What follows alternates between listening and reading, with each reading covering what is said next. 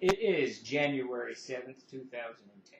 My name is Stephen Chenault, and I work for Troll Lord Games. Blam! He cleaves your skull right in half, splitting your brain. You're dead! So now he's got to make it. Smite zone.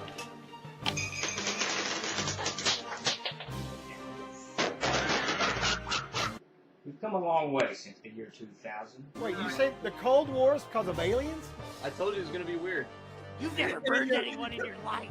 I would like to roll to gaslight the fire. You die! Die, die, die! I summoned the Blue Eyes White Dragon. But they wouldn't let him use the toilet in the police station or something.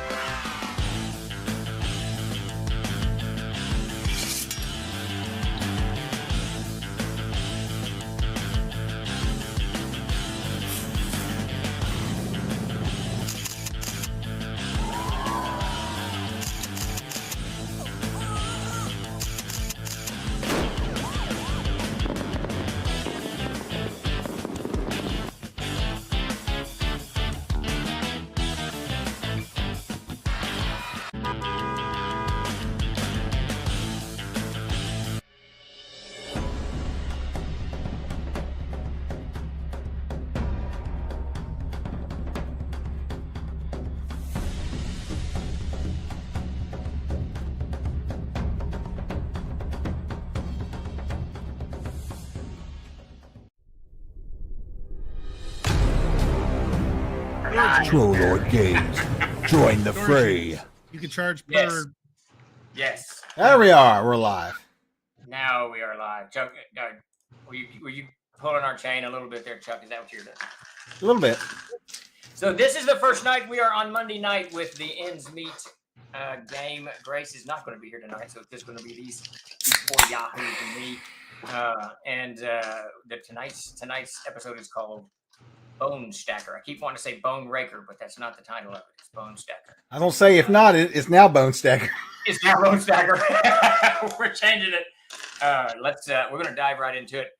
Do a quick recap from Thursday night's game, and just to let everybody know, we are moving this game permanently to Monday at 6 to 8:30.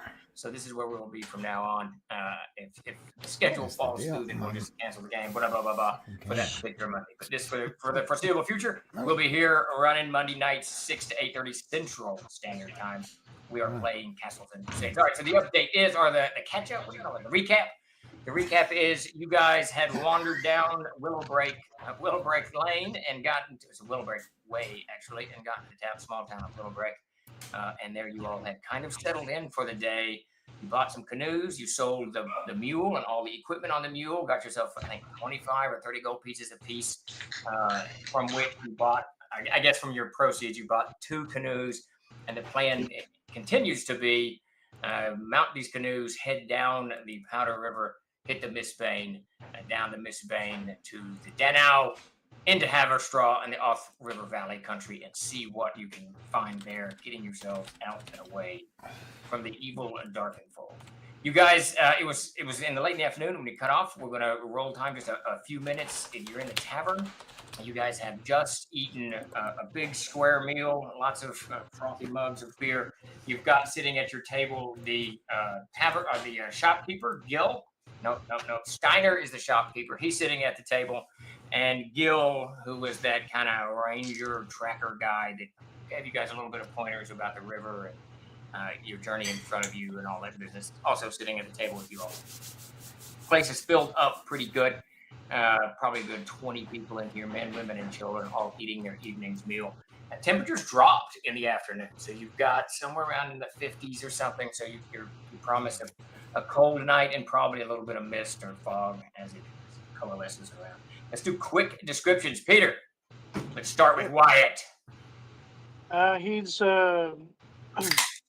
got sort of olive skin, gold eyes, kind of dark brown blackish hair. He's wearing bits and bobs of mostly dented armor, or scruffy looking surcoat, and a lot of things in very badly need of repair, which he's probably going to be doing here in a little bit. But Gotta find yourself a smith. Yes. So Wyatt's a fighter, and Peter, I think you drew a picture. You need to get that picture to Chuck so he can get it up in the chat. Or it should be in the whatchamacallit, the group chat. It's in Team Troll, Chuck. If you want to hunt it down, if not, I'll hunt it down for you. Chuck, what does your character look like? Ask someone else real quick. Jeremy, what does your character look like? What does anybody look like? I don't know.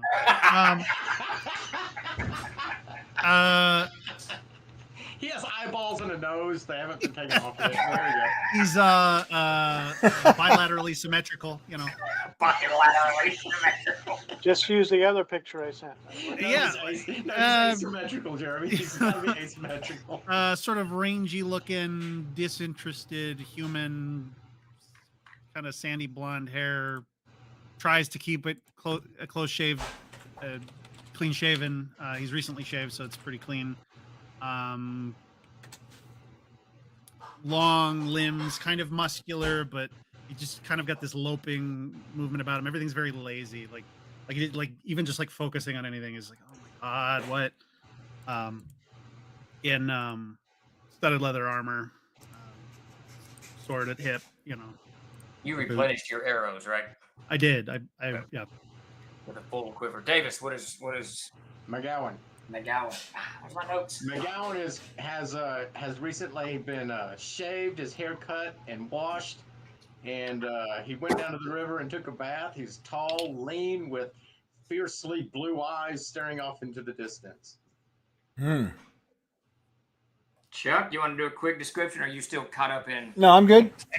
Sorry about that. It's just rough timing. I am basically look like Aragorn from Lord of the Rings. I'm wearing camouflage outfit, sort of with a cloak, with a hooded cloak. It's very green and browns and golds. I'm very quiet, keep to myself mostly. I am a ranger, and I like to feel like I'm some sort of a protector around people a little bit, but at the same time, I don't have a whole lot to say. That's it. So Sparky's on fire in the chat. He said, That's brutal. Yeah, That's brutal. It's to Davis shaved, totally weirdo. And then to Chuck, he said Timu Aragorn. That's brutal. You know what, Sparky? Kiss my ass. Sparky weighs in. All right, so you guys are sitting there. It's pretty loud in the tavern. Shit, this is nothing. There's no like rumor mill or anything you've eaten, so it's really just chatting up. Gil's kind of curious where you guys came from, so it's just kind of light chat. You do recognize that Gwen hasn't joined you. At no point does Gwen join you guys. Concerning or not, I mean, you're in a relatively safe village. Willow Break, half walled, half palace, and half hedgerow. You know what have you. Evening kind of wears away. Do you guys have any questions or anything that you're going to bring up with Gil or Steiner? No, I just want to make a comment on Jeremy's appearance. I'm imagining Donnie from The Big Lebowski. Here we go.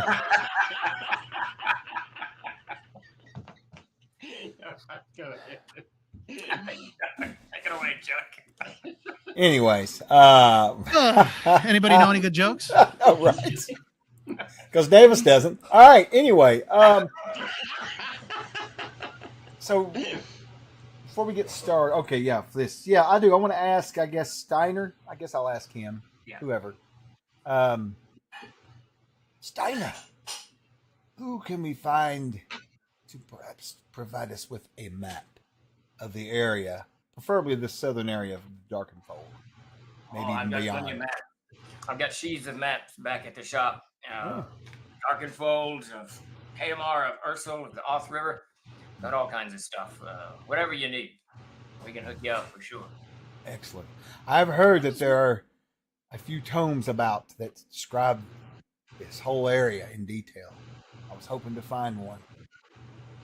I've got a few books. I don't know if I've got anything like that, but almost guaranteed in your favorite place of Elm, or maybe Haverstraw, you can find such a thing. And if not, you can go to trollord.com and get one for yourself, everyone. Wait, what? Start doing heavy product placements during the game. Steiner's confused about the product placements. Anyway. He doesn't know what Yeah, that reminds me that time that I saw a bear walk into a bar. You heard about this bear? Steiner he looks over his frothy mug and Gil just starts shaking his head. I have not heard about the bear. It's a very famous bear. He comes in and he drinks. A few towns over, you might not have known him, but this one time I was sitting there and the bear comes up to the bartender and he says, "Hello, bear." And the bear says, "Hello, I'd like a beer." And the bartender looks at him funny and says, "Why the pause?" And the bear says, "Well, I was born with them."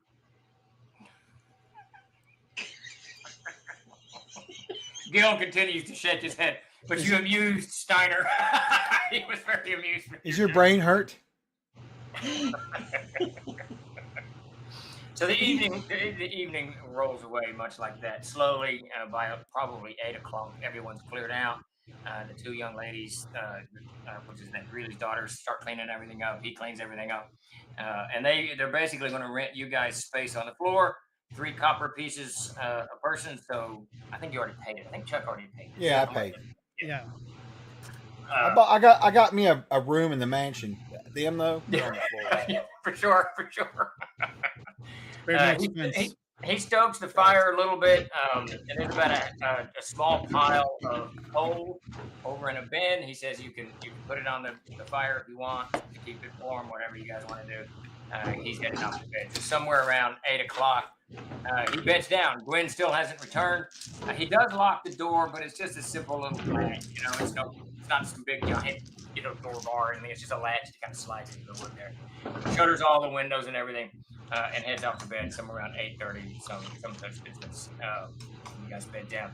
All right. Before we begin next, Chuck, let's introduce the stream and tell everybody what's happening. Hey everybody, how's it going tonight? We're glad you come to hang out with us. We're going to do an actual play of Castles and Crusades. Tonight's episode is called Bonestacker because we don't know. But anyway, that's what it is. I guess we'll find out.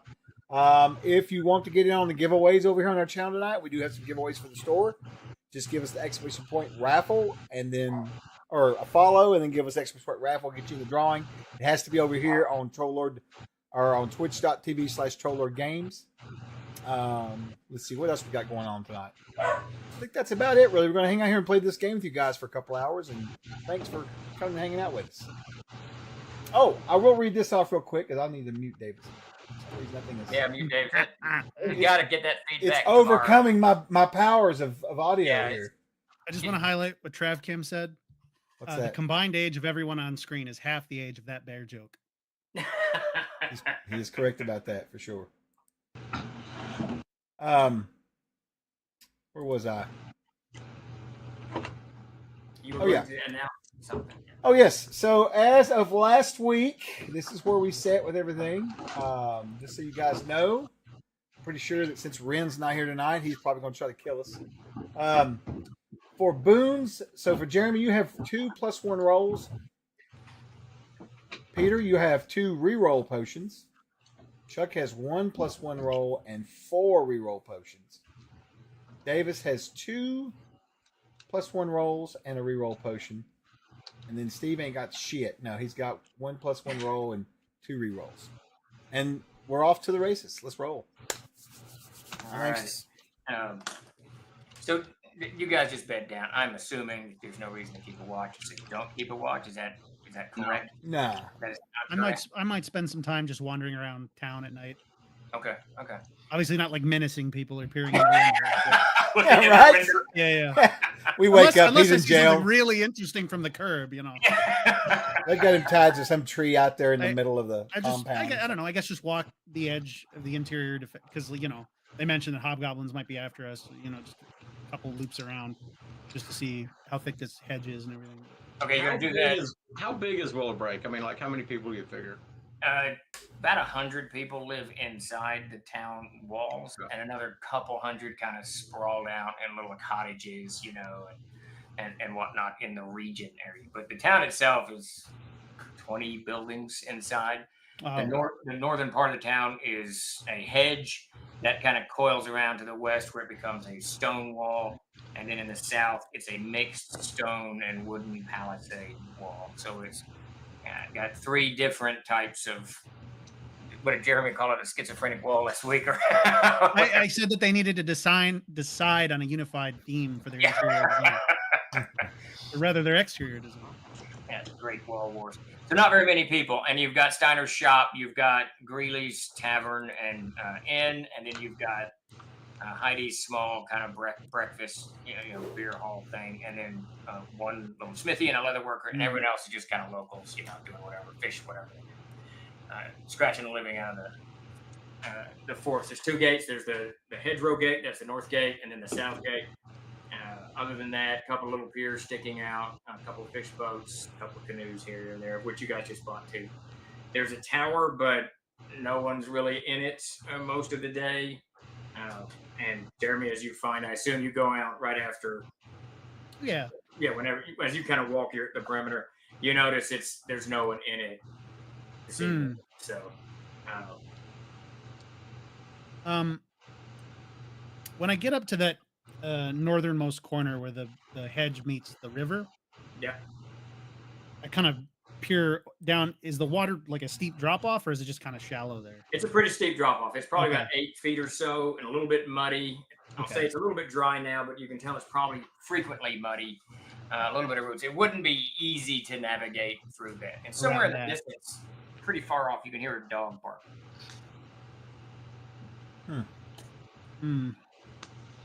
Just like not like frantic barking, just kind of like just a bark. Yeah, like it. Just when you leave the dog out too long and he won't shut up. Something like that. Yeah, a pretty neutral bark. Nothing. Yeah. Okay. Nothing aggressive. As far as I know, I don't. Yeah. Just sounds like a dog.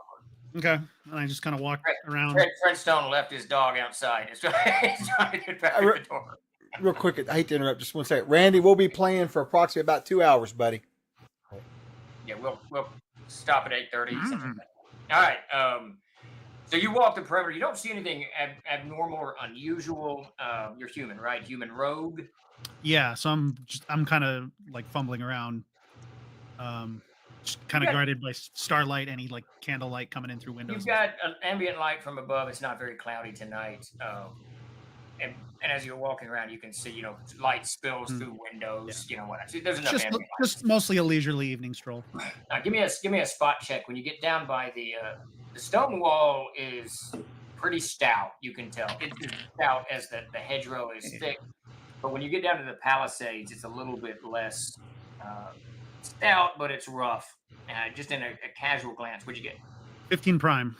In a casual glance, you could tell you could obviously with your skill set, you could climb up this wall with almost no issues whatsoever. Do it, well,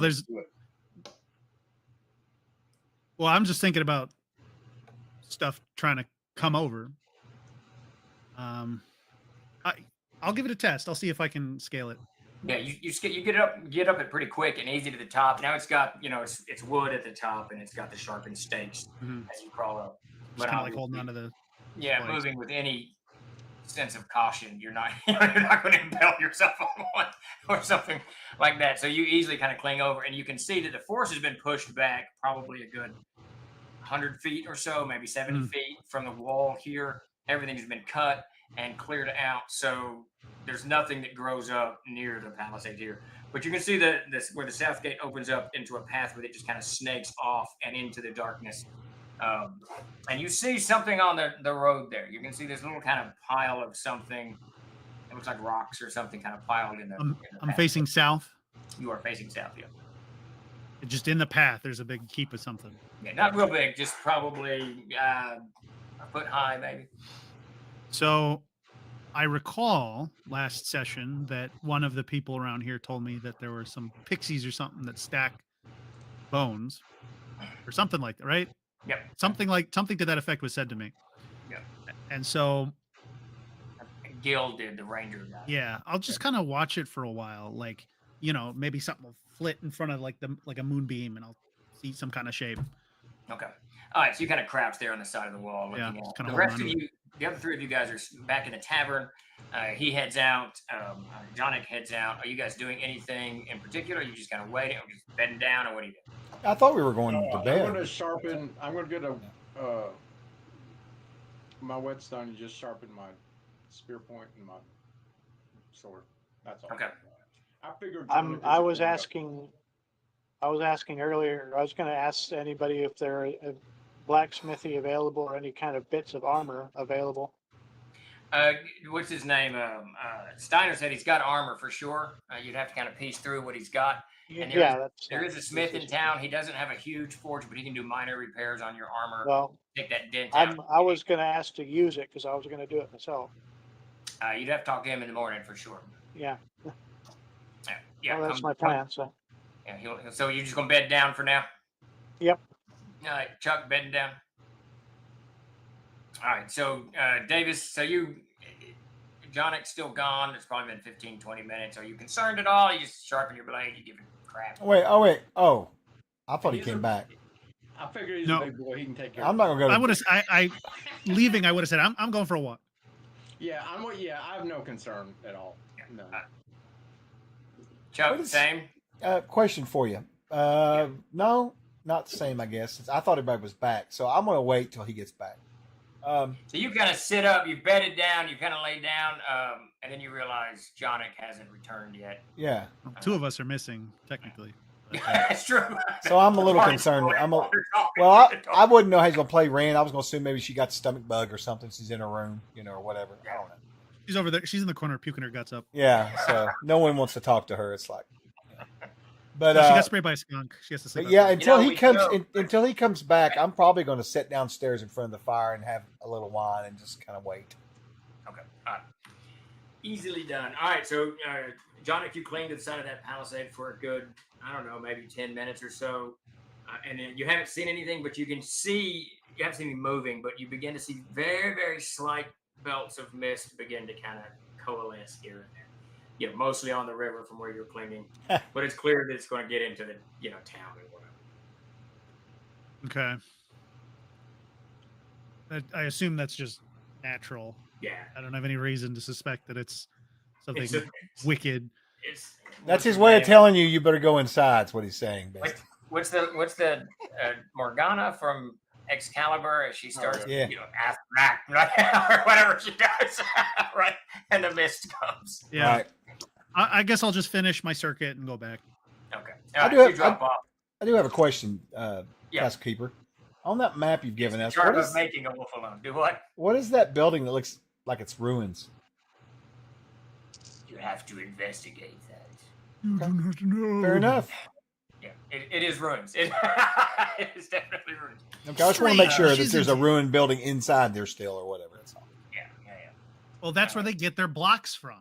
If they need to build something. Oh, they just pull it from there.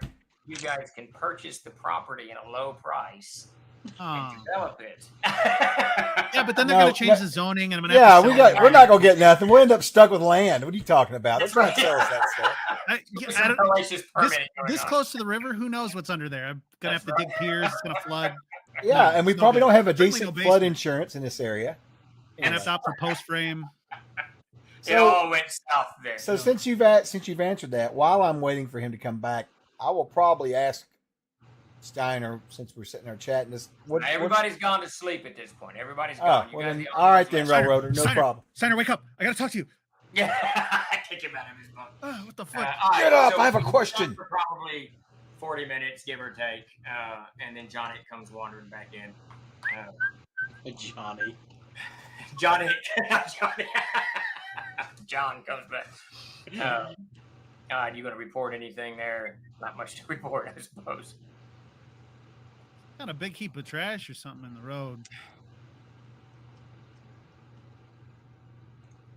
Do what? Now, these walls are really easy to climb. And when I go in, I look at, is it just like a simple latch that locks the door? Yeah, it's literally just a kind of a slide latch that goes right into the frame. Is there any kind of brace that you could put like something? No. All right. Well, then I'm gonna sleep far away from the door. Slide the tables over. It's a peaceful village. Peaceful village with extremely scalable walls. Yes. Well, I mean, technically, they don't. A third of it doesn't have a wall. I'm just sitting there sharpening my my blade. Well, you know, you can't be too cautious. You know, if I can climb it, something that really wants in can do it. Jonic, these people have been here for hundreds of years. I think we'll be fine, honestly. I'm not worried about them. Who are you worried about then? Did we all magically forget the conversation we had like 4 hours ago? Where they were like, oh, well, you know, hobgoblins will come and, you know, they'll want revenge. And they're not going to come down here. Absolutely not. Says the people raising all the death flags. And hey, right. We've got 2 canoes now. If something happens, we can make a swift ride out of here. They're coming down here. And if they do, I pull my blade up. I'll greet them at the door gladly. And then just start sharpening again. My concern is that if these folks have had this idyllic, not idyllic, but, you know, they haven't had much in the way of problems. We show up and then boom, same day, there's an attack. We're looking at being on the other side of that palisade within the hour with them throwing stones at us. Nobody likes guests that cause problems. Hopefully they're small stones. You seen the blocks in that vacant lot? I don't know.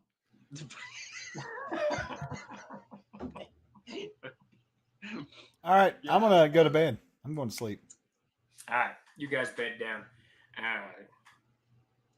It's an easy place to sleep. You know, it's nice and warm. It's a little bit cold outside. Evening kind of rolls on.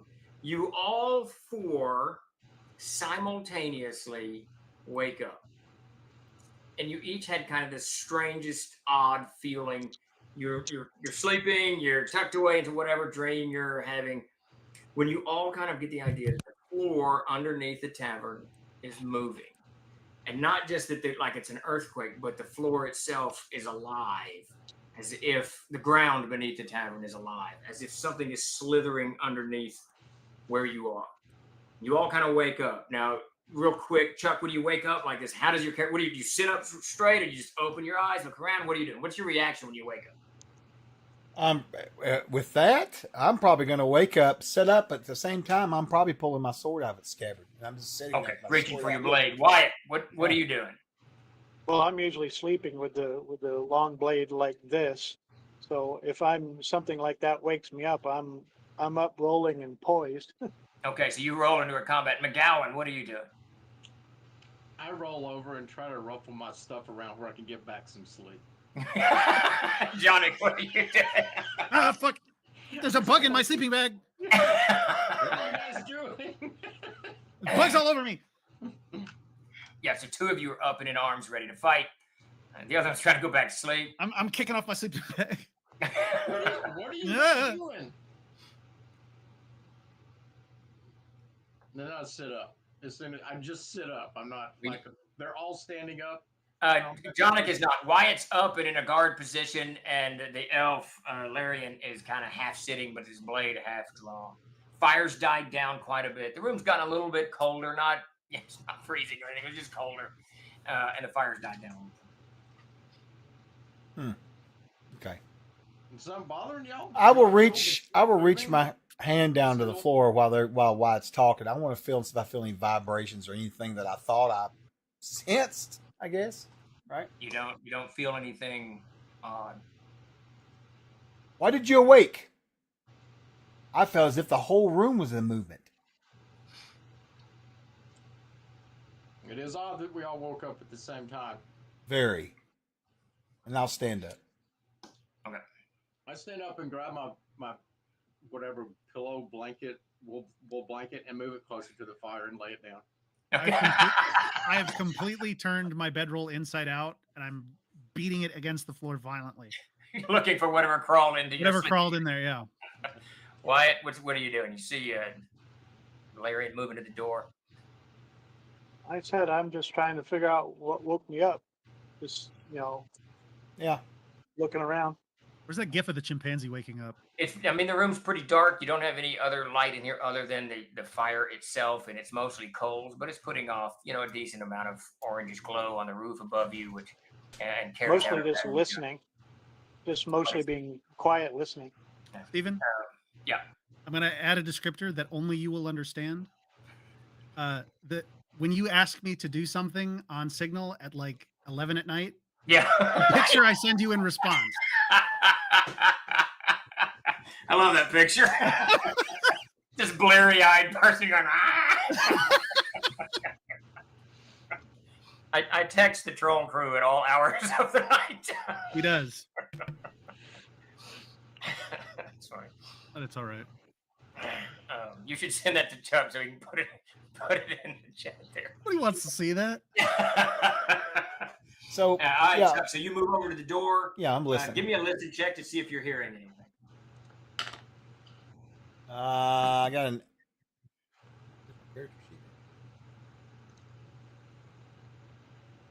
Ah, 9. Prime. You don't hear anything outside. It is just definitely still quiet outside. No wind, no Really? clattering feathers, no, dog baying or braying. No, a mule brays, I guess. Mule brays. Listen, there's no dog braying. There is no dog braying out there. So. No mules barking. Yeah. No birds oinking. Chuck. The fact that they, I know who that is, by the way, that picture. Anyway, that's really weird that you have that picture. Anyway. I have no idea who that is. He's a streamer. I'll show you later. All right. Oh, is he? Okay. Yeah. Since we all woke up at the same time, and just the nature of my character and profession and whatnot, I listened to the door. You said I didn't hear anything out of the ordinary. I'm going to open the door, and I'm going to step out. Okay. Have a look around. The first thing you notice when you open the doors is there's just moisture. There's a lot of moisture outside. You can feel it as you open the door up. You step out onto the very small porch, and there's like 3 steps that lead down. What? More than I would expect? No, not really. Not necessarily. I mean, it could easily. You're right next to a river. The whole thing. So it's just when you went to bed, it wasn't. Now it is. So there's a pretty heavy patch of mist here on the street. But as you step into it, obviously you can see into it. It's not, like a blinding fog or anything or anything like that. You notice 2 things almost simultaneously. To your immediately in front of you, you can see this kind of on the edge of the mist, and it's just 40 feet across the street and into the roadway there. This kind of structure of something, and then off to your left, even before your brain can kind of figure out what that is, off to your left. You see a figure, kind of into your peripheral vision. You see a figure move. So, what's your immediate reaction? It's late. It's got to be like midnight. How much detail do I make out of that structure? It's bones for sure. That's what you can tell. So just what's your instantaneous reaction? You see something moving. That's what I'm going to be doing. So you pivot and look, and you see just for a moment, and it kind of vanishes into the fog. You can see this figure standing there, smallish, probably 4 feet, maybe 3.5 feet, and it's kind of misshapen, leaning over. You definitely see a little bit of chain on its neck, hanging down, but there's enough darkness and mist that you can't quite make out much. And then as you focus on it, you can't see it now. Now it's just not there.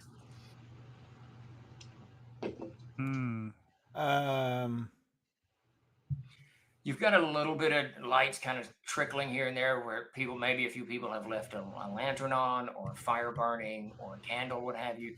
And those lights kind of cut into the mist here and there, but they create all of these optical illusions. So what you're saying is that he basically went into the mist. I get what you're saying, more or less. That's what it seemed to you. We've been waiting for you, Larry. I'm going to scream and warn the city they're under attack. And then, no, I'm joking. Orcs! There's a tiny man!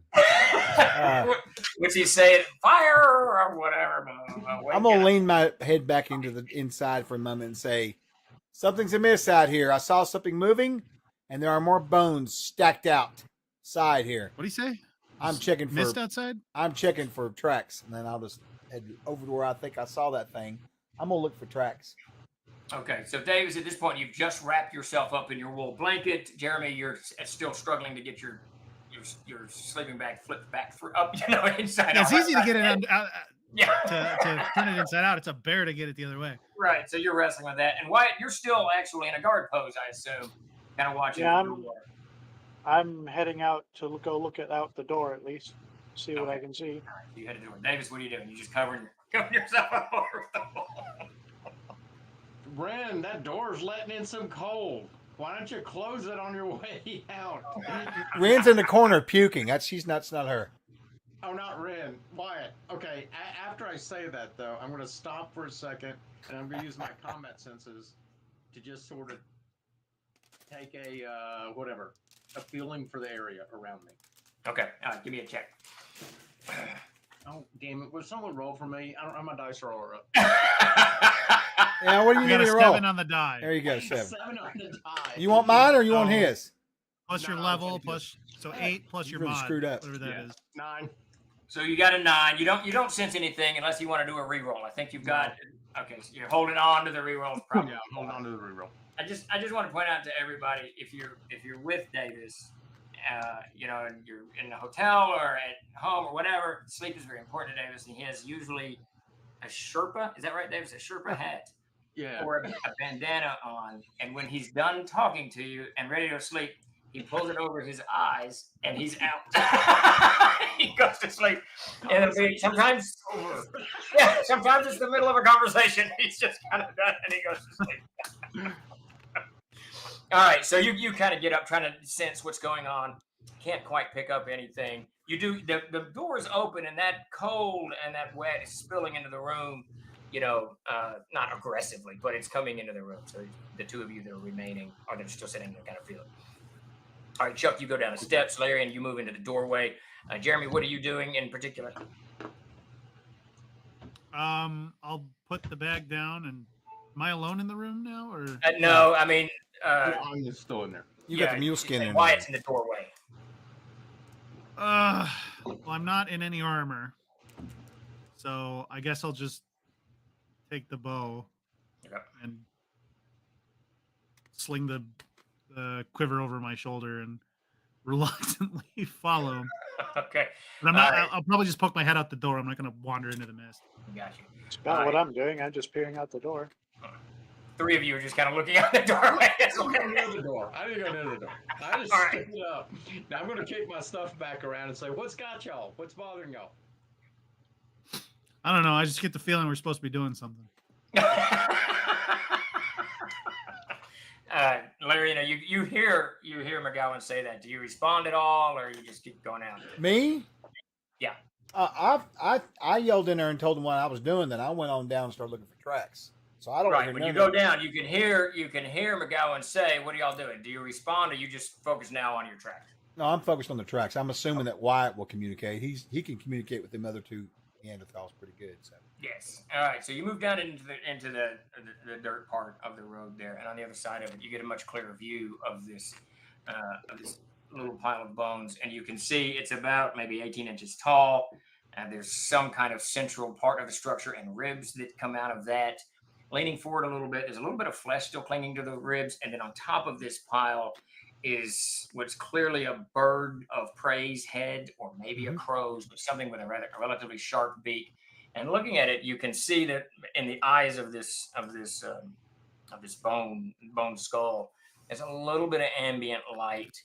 Now, whether it's something inside there that's reflecting the very small light that's coming out of the tavern behind you, or if it's something else you can't make from this distance. Give me a track check, because you are looking for tracks, right, as you're crossing the road? Yeah.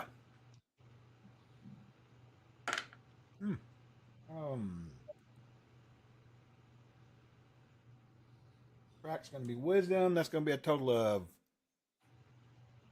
16 prime. Davis, give me a wisdom check. Are you looking across? The only thing you see are the normal tracks that, a cart, whatever, the mule that you guys led through town, some boot prints, but you don't see anything abnormal here in the road. I'm going to use it on a reroll. You're going to use a reroll? Yeah. What did you get? Or 5. So my reroll is a 16, 17, 18. Wait, is all it right, so wisdom? there's a little bit, Yeah. Chuck, before you tell me what you're going to do, there's a little bit of noise in the tavern, Davis. Not a lot, but you hear something clearly run on the roof above you towards the doorway. So it's coming from the back of the structure, the water side of the structure, towards the road side of the structure, which is where, of course, your companions are. You hear it. Okay. I look at Jonic and Ren up there, and I reach over and I grab my spear. Okay. You're looking up at a pretty high ceiling. It's there's actually just rafters, and then the what is that, conical ceiling there, and then you're probably 12, maybe 15 feet, and you got wooden shingles on top of that above you, whatever's running on top. Was it a circular building? No, it's kind of a square. It's actually an L shape. You got a rectangle, and then it goes off into the little kind of living quarter. Is it the one that's in the center of town, but on the right near the river? Yes, the big one, I believe. There's something on the roof. Yeah, it comes clattering across the roof. You Do I say hear that. No, you do not hear it. Wyatt, what do you do when? If it's, I could probably hear this at one point since I'm by the door. No, you do not hear it. No one hears it but Davis, because he's the only one in the center of the room and it's right above him. But you do hear McGowan say something's on the roof. Well, I've got the blade like this, and I'm waiting to see if it's coming over, and I'm looking up. Okay, so are you in the doorway? Are you on the porch? Or what are you doing? I'm standing out. I'm just standing outside the door as I was looking out. But one of those little quick strike moves is if I need to hit something with a hilt, it's like, so that's where I'm standing. Yeah, got it. All right, but now your back is to the door, or your face? My back is into the interior of the building, so I'm looking out the door. Okay, got it. All right, and Jeremy, where are you? Well, if he's standing in the doorway, I can't get out. So you could kind of you can squeeze by him if you want, or not. Just kick him in the butt. I'm good. If he wants to do whatever, yeah, go for it. Okay. All right, Larian, How big is this room? Probably pretty big. Yeah, it's pretty stout. It's a common 40 room. Feet, about 40 feet wide and about 60 long. Okay. A lot of tables and chairs? Yep, all over the place. All right. Yeah, and there's one big central fire pit and a chimney above that. So there's not, like a fireplace on the side of the building. It's right in the center of the room. These are itty bitty little homes on this map. If that's 80 feet. Yeah. These people live a humble life. Yeah.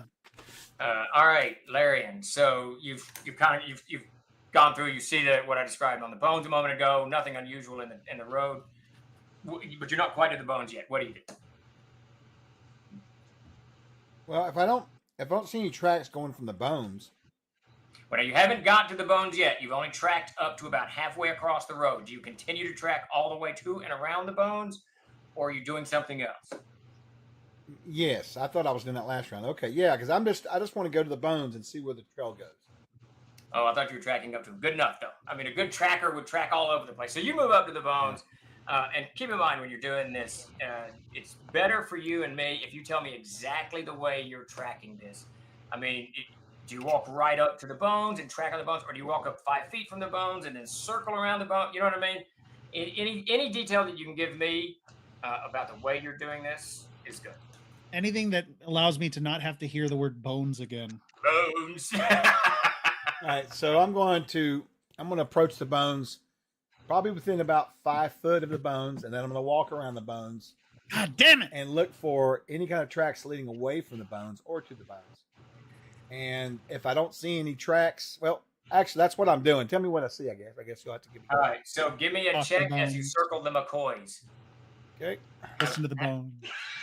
Feel the bones. Jeremy missed that. Davis got it. I was talking. What? All right. I said he circles the McCoys doing his tracking. All right, The Bones. Bones is McCoy in Star Trek. Come on. Oh, okay. I heard he circles them a koi. I was like, there you go. All right, Chuck, what you There's got? little fish floating around. Let's see. So I've got a total of 18 prime on this roll. I should see any kind of McCoys, any Hatfields, anything out there. I can see. Hey, that's a Definitely different see one. That's pretty good. All right, You can settle for a DeForest Kelly. You get up there, and Larian, you kind of shift into your ranger mode. You know, you can feel the mist around you. You can smell the air. You're looking at the grass. You're looking for the way the grass is bent or isn't bent. Any kind of droppings, the dew on the grass, because obviously mist is going to do that. And you know for a certainty that whatever stacked these bones did not leave a footprint or did not touch this ground. But you do not see any tracks. I like that you thought to look if the little man left poos on the road. Scat's a very important part of this game. I know. There's like 48 pages in the player's handbook dedicated to shit. You don't mess around with that shit. All right, so it's a little suspicious. So back when I first saw that thing out of the corner of my eye, and I looked, and I saw this sort of small, hunched over figure with looked like some chain hanging off of it, and then it disappeared. Right. And well, it just put in the mist. You know, you tell me what. I'm going to stand up. Well, now you got to factor in the fact that I'm an elderly old man here. You know, you got to. I'm doing good to remember y'all's names. That's why I put that shit up on the stream so I knew what I'm talking about. All right, I want to immediately stand up, and I want to try to use my senses to smell and listen and look. And I'm going to do an intense. What the fuck was that? That was him smelling. All right, good. I want to try to do an intense check here. I want to try all my senses. Okay. All primary. Give me a primary attribute check. I taste the bones. Oh. So for you, it's a strength check. Man, it's dark in here. What the hell? And just to let everybody know, that's not actually a thing in Castles and Crusades, but I will have someone, when I want them to have a slight angle on doing something, I have them roll a primary attribute check, which is their primary attribute that associated with their class. In the Ranger's case, it's strength. Oh, is it? Yeah. Oft contested that it's strength, but it is strength. Yes, it is oft contested. I'm in the Dex camp, so. You What and other Todd. wisdom classes do we have? I rolled a 14 prime, which is pretty good, I think. All right. You get the feeling as you kind of crouch there. You get the feeling, though the mist isn't necessarily unnatural. There's a component to this mist that is malevolent. That there's something in it or about it or something that brought it. Somehow this mist is kind of pocketed all over town. And you can see now that you're really looking around that it's not this blanket of mist covering everything. It's pockets of it. So you could easily move in and out of this mist as you wander through the town. But you also, as you're kind of sitting there, you see, as this malevolence kind of cascades on you, you see on the southern part of the road, down a little bit, another structure. And then to your left, towards the hedgerow, you got a third structure. Can't quite make out them. You're going to have to get closer to investigate. By structure, you're saying like a small pile of bones, right? Right. Yeah. There's something that wasn't there. Yeah. Well, Right. When he first said that the first time, that's why I was freaking out. I thought, will you describe that structure again? I imagine some powers appeared. I was picturing like a beaver dam made of bones. Yeah, there you go. So can I see? It wasn't there earlier in the day, but you also take note that there's that slight glow from the ones that you're standing right next to. Then the others don't seem to have that. Go ahead. Can I see the gate beyond that third one? No, it's too far. It's actually close enough, but there's too much mist. Okay. All right, then I guess I'm going to. How much of a glow is that giving off the one at my feet? Not much at all. Like a dying coal. 25,000 lumens.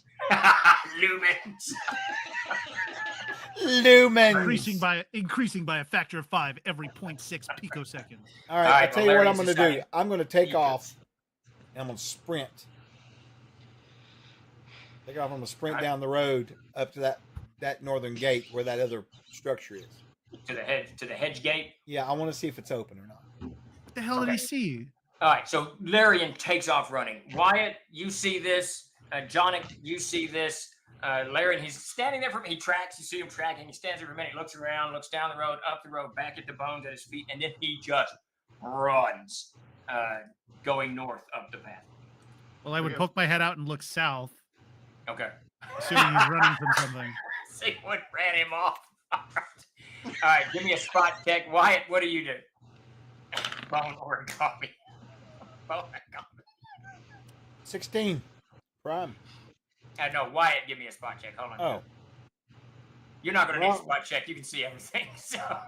Spot check? Okay. I rolled your a wisdom check, add your level, and your... Yeah, okay. I rolled a 18.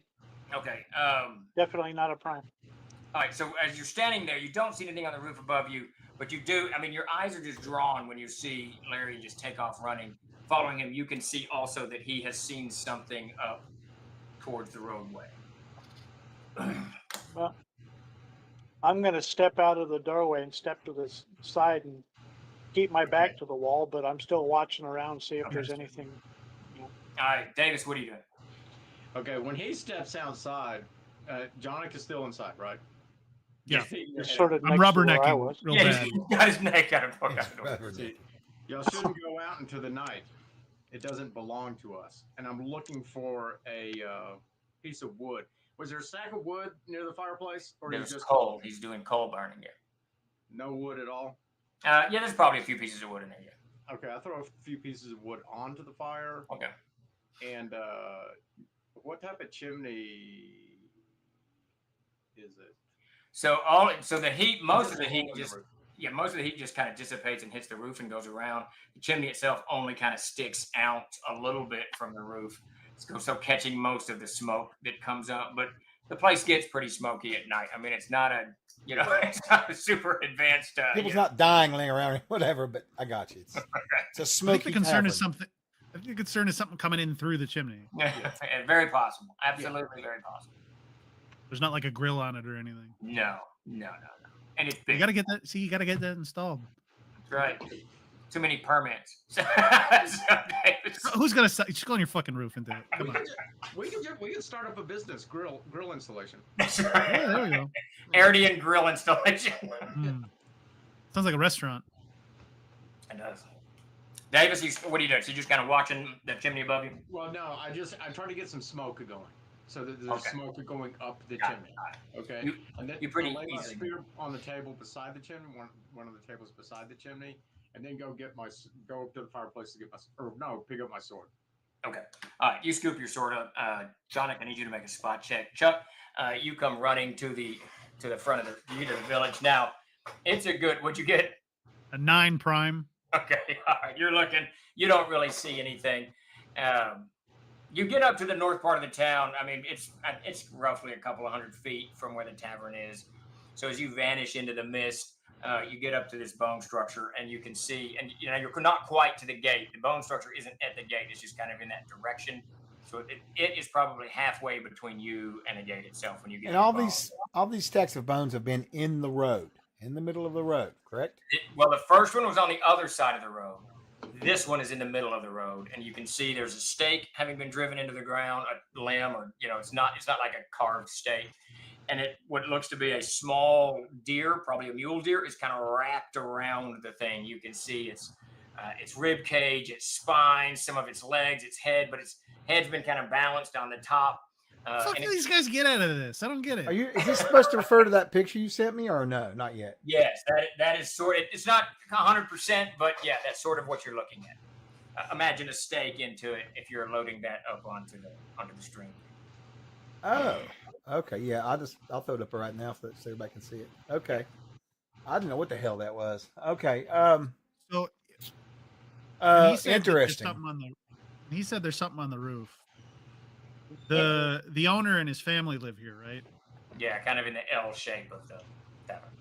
I'm gonna go knock on that door. You're gonna go rake them up. There's something on your fucking roof running around. Stephen, when I get up there, do I see the gate, the hedge gate? Is it shut and secure? So you don't stop to investigate the bones. You just keep running up. I see them. I've already seen the bones. Sure. Yeah. McCoys are McCoys. You're good to go. All right. So you just run. You run past the dead mule deer and up to the thing. even before you There's get there, as you kind of pass through a patch of mist, you can see something in the mist. the gate is definitely closed. How do they keep Chuck. that gate closed at night? Chuck, give me a wisdom check. It's a big door with like a bar, I think, like a crossbeam. Okay. It's going to be a 14. Chuck's gonna get up. Chuck is going to get hurt. I hope so. What is your armor class? What is your armor class without shield? Minus or 2. dexterity? I don't know. Let me look and see.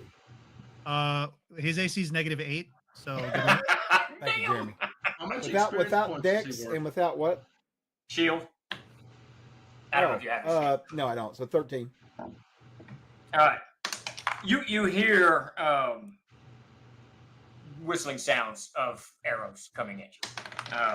The first one sticks in the ground. As you kind of moving up towards the door, you're 30 feet from the door, and an arrow, you can hear it. And it sticks Where's in it the coming ground from? Which direction? from behind you. It sticks in the ground right next to you. And then one, do you have a cloak on? Or what kind of armor do you have on? Cloak. You got a cloak? Do you have any armor underneath that? Leather, stud leather. Okay, so you got stud leather. And then something hits you in the back. You kind of stagger a step forward. It's not a heavy blow. You've been hit pretty hard before. You were actually shot just a couple of days ago. It's nothing like that. But something sticks into your clothing and into your armor. It doesn't do any damage, but something definitely hits you in the back. What do you do? Can I reach it? Oh, you can reach for the arrow. You turn around. You do whatever you want to do. Yeah. What do you got in hand? You have a bow in hand? I can't remember what you said you had. Yes. Now, when I went out, yeah. But here's my question though. When it hits me, is that like a low back, high back? Can I reach it? It's up in your shoulder. You can almost definitely reach it. You know, whatever you're holding in your right hand, you're gonna have to let it go. But all right. So here's what I'm gonna do. So you're telling me that thing's from behind, and I've still got all this mist around me, right? You got patches of it. But again, you can see in the mist. You know, it's not like you can't see. You can see a good 20, 30 feet any which direction, even when you're in the mist itself. Right, but I'm thinking that it would probably provide me with a little bit of cover if I wanted to use my conceal ability. Possibly, for sure. Right. So that's what I'd like to do is conceal myself. Okay, so you're just you get hit in the back and then you just run for cover. I'm immediately going to try to blend in with the mist and see what the hell is attacking me. Okay, all right. Give me a high check. I think the Ranger's got a natural high check. All right, Jonick, what are you doing? You're kind of peering out the door. I'm gonna go knock on. Oh, that's right. You're going back to. Obviously, I don't want to disturb his family, but it's like, hey, there's something running around on your roof. I thought you should know. All right, Davis, what are you doing? Still getting the fire stoked? Now throw a few more pieces of coal onto the fire. Is there a back door? There's actually a back door that leads to the kind of the landing that goes down to the river. Okay, so I look through the front door, make sure Wyatt's still there. Wyatt's standing there with his back to the wall, looking around. I go to the back door. Okay, you move the back door. Wyatt, what are you doing while all this is going on? Well, I guess he probably is the ranger too far out for me to see. Or Yeah, you can't see the ranger. You saw him go around the house and. I heard somebody told me there's something on the roof, so that's what I'm looking for. Is what might be on the roof. All right, Chuck, you're in the dark. What'd you give me on a check? Oh, I rolled really good. 17, 19 prime. All right, you get out of the road, go up against this house. It's got a thatched roof. It go really far over the side and kind of down, giving even more dark shadow and dark night and a little bit of mist. So you get up against that. There's a barrel. You kind of blend with it, and you're relatively comfortable that you've hidden yourself extremely, extremely well. But even as you pivot and kind of vanish into the shadows, you can see these two small creatures. One's bluish green, the other one's more blue. They're wearing ragged clothes. They're short, about 2.5 feet tall, wicked looking like beaks on them. Fuck, it's gnomes. And they're crouched down. Both of them have arrows. Both of them are winged. Their wings are kind of ragged, jagged looking things. I'm going to drop this picture in our chat so you can put it in for everybody to see. Blah, blah, blah. I got you. It sounds like something you spray with a bottle of Raid.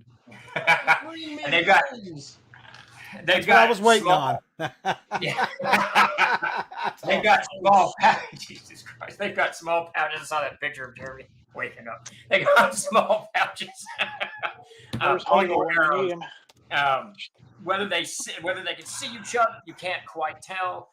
but you know they're Fae. There's no doubt in your mind that these creatures are Fae, and they're definitely on the hunt. Okay.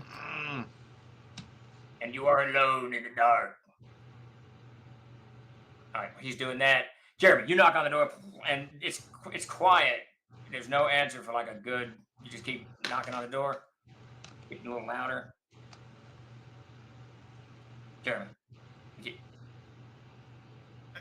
Fuck it. He doesn't want to deal with the problem. Fine. He can fucking get his throat slit by something climbing through his goddamn window. I don't fucking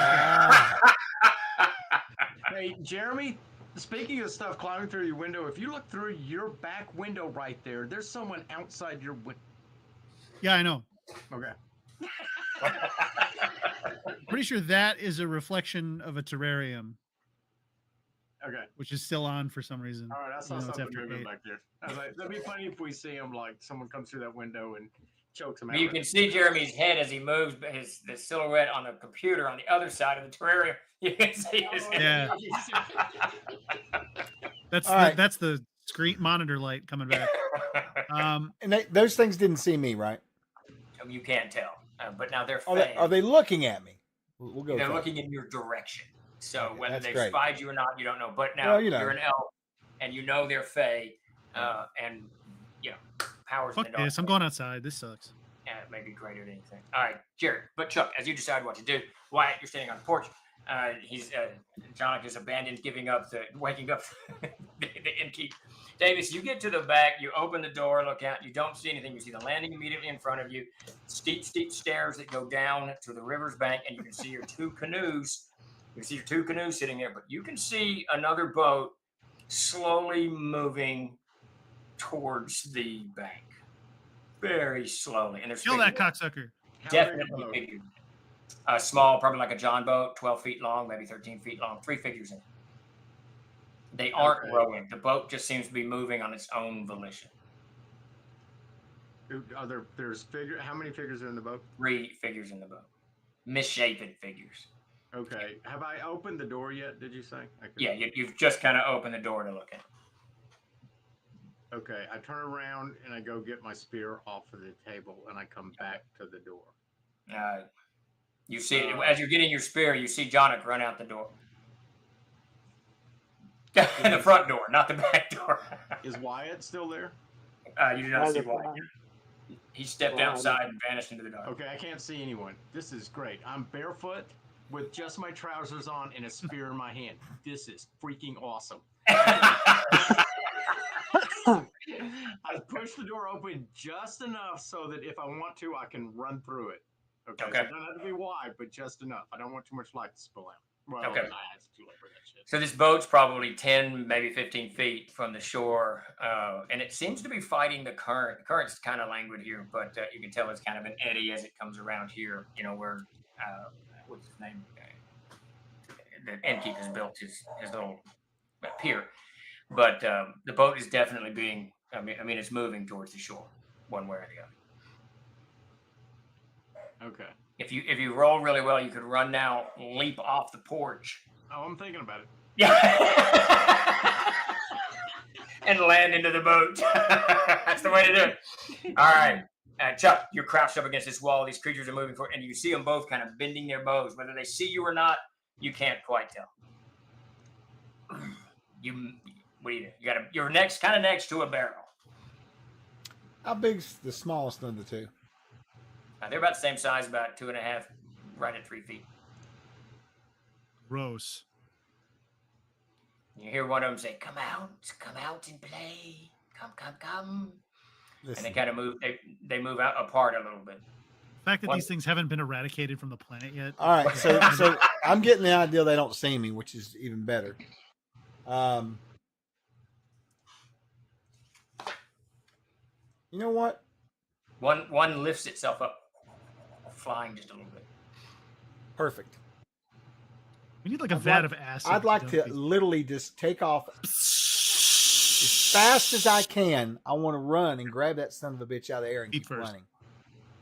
It's trying to fly? Yeah, I'm going to grab him and I'm going to keep hauling ass while I pull him in. try to run. I'm gonna try to run towards Nice. the rest of All the right. group with him.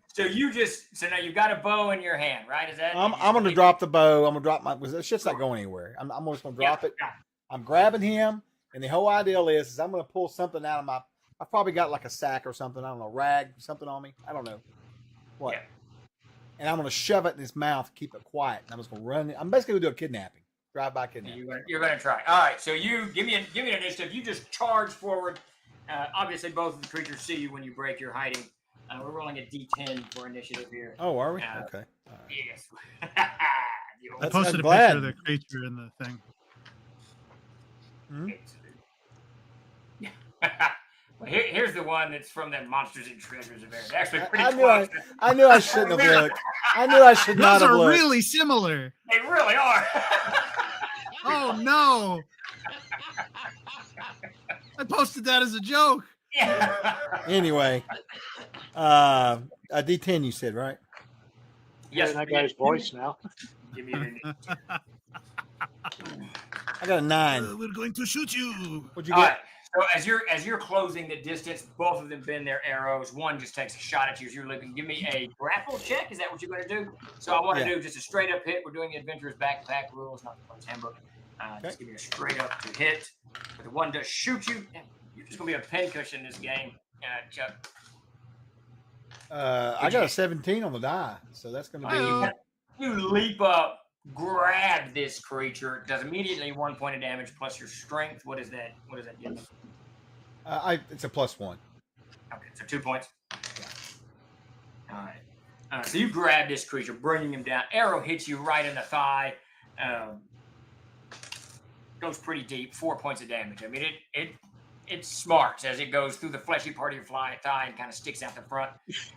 And then you hit the ground with this guy in hand trying to wrestle it. It goes absolutely nuts. Fleshy part of the fly. Ouch. Yeah. dropping its bow and arrow. It's just a claw biting at you as you start running down the road. No kids for you. All right. Do I hear this? Noise? And Steve, just understand, I'm going to cram something in its mouth to keep it quiet and keep from biting me. And if I need to, I'll pound it in the damn head as a little extra measure. Okay. Right. So while you're running, noise, you're punching it, running, the whole everything. Okay. Are you making any noise? Are you shouting for your comrades? Are you doing any of that? Are you just quietly running down? Are they That close enough picture- to hear me without me waking up the whole fucking village? Maybe. You're a good 150 feet away, so you have to shout loud. Well, I'm not gonna yell. I'm gonna try to keep it quiet. I want to alarm the whole village or whatever, freak everybody out and shit, you know. But I'm definitely I'm gonna be calling to Wyatt, who I'm probably gonna see right off the bat. They're gonna see you in about 1 melee round. All right, Jeremy. So you came out the door. What do you do? Do I see the elf anywhere? I'm looking around. You do not see the elf anywhere. He's I look up. vanished. He's vanished into the mist. I look up behind me. Do I see shit on the roof? Nothing on the roof. And you can see, the mist doesn't go too terribly high. You can see the roof decently clearly from your standing. You don't see anything. I'm gonna scale the building. Oh, yeah, there you go. All right, so you start going up the building. Yeah. I don't believe you need to make a check. Is that right? As a rogue? That's up to you. I mean, I have the ability. Yeah, I'm pretty sure it reads that the rogue does not need to make a check unless they're doing it super fast. And as long as it's natural, man-made, I believe. Yeah. Rangers can do the same thing in the woods. To scale a cliff, you only make a check if you're going like super fast. If you're trying to do it super, super fast. Or if Which it's a particularly hazardous surface or something. Yeah. I assume Like you're it's not. a cliff of ice. Yeah, exactly. Yeah. So you just leap up kind of on the. I just the lintel pull up there. onto the top of it and I try to get a lay of the land. I'm doing a lot of looking, so if I find out what's going on next round, that's fine. Okay. All right. Yeah. When you're climbing this round, getting yourself pulled up on the top. Wyatt, you're standing there. You see that the rogue comes out. Janet comes out, goes up the roof. What do you do? I'm still not seeing anything that looks hostile from where I am, do I? No, nothing yet. Well, it looks like everybody's just scouting. I'm just waiting. There's no point in me running around like a chicken, unless there's something happening. They'll draw you to them eventually. All right, Davis, you're standing at the door. The boat's getting close to the shore. Give me a spot check. Can I make out the figures in the boat? Yeah, there are these three misshapen, just human-esque figures. You can recognize. You can recognize heads, shoulders, torsos, but their gear is just a mangled mess. It's just old, ragged. You do see, like one of them goes into light for a minute. You can see the bone of his face. It's just bone with a little bit of flesh clinging to the side of it. They're bilaterally symmetrical bipedal hominids. There you go. But you do see there's something in the water to the left side of the boat. You cannot make out what it is, but it's definitely pushed up against the side of the boat and moving at the same speed. All right, I kicked the door open at that point. Okay. Boom. Hits the wall, bounces back. Wyatt, Jonic! And then I step outside. Okay. Then you said it was like bony structure? Well, his face, you can see the bone of his face. I mean, it's a skull. It's a skull with a jawbone. It's got kind of his hat on. It's all mangled and hanging to the side there. That's the only part you can see. But even as you do that, this boat kind of pushes up against the bank, and they all three start standing up, and you can hear this kind of grinding noise as they kind of stretch up. Watching the thing, and I leap down, Johnny, Wyatt, and I leap down with my spear, just like whacking at him like that. All right, so you're going to leap off the porch, or you're going to run down the steps? You're about 10 feet above him right now. Yes. I'm leaping down. All right. Hell yeah. I'm going All right, you just run off the edge, trying to land in the boat or on the bank in front of him, or what? No, I'm going to try to land in the boat and use my spear to like push. Nice. All right, give me a dexterity check. No, I just made it. No. You got a good chance. It's not a tough jump from where you are down into this boat. But I do know how you roll. So 16, 17, 18 prime. Hey, that's pretty good. Now, both Jonic, you've just pulled yourself up on the roof. Wyatt, you're standing on the porch. You hear McGowan shout, Jonic, Wyatt, and then Davis, you leap off McGowan goes. You land into the boat. You kind of stagger forward. Obviously, you got a little momentum to you. And these three bony skeletons pivoting on you. Give me a strength or a swing to see if you can knock one off and into the water.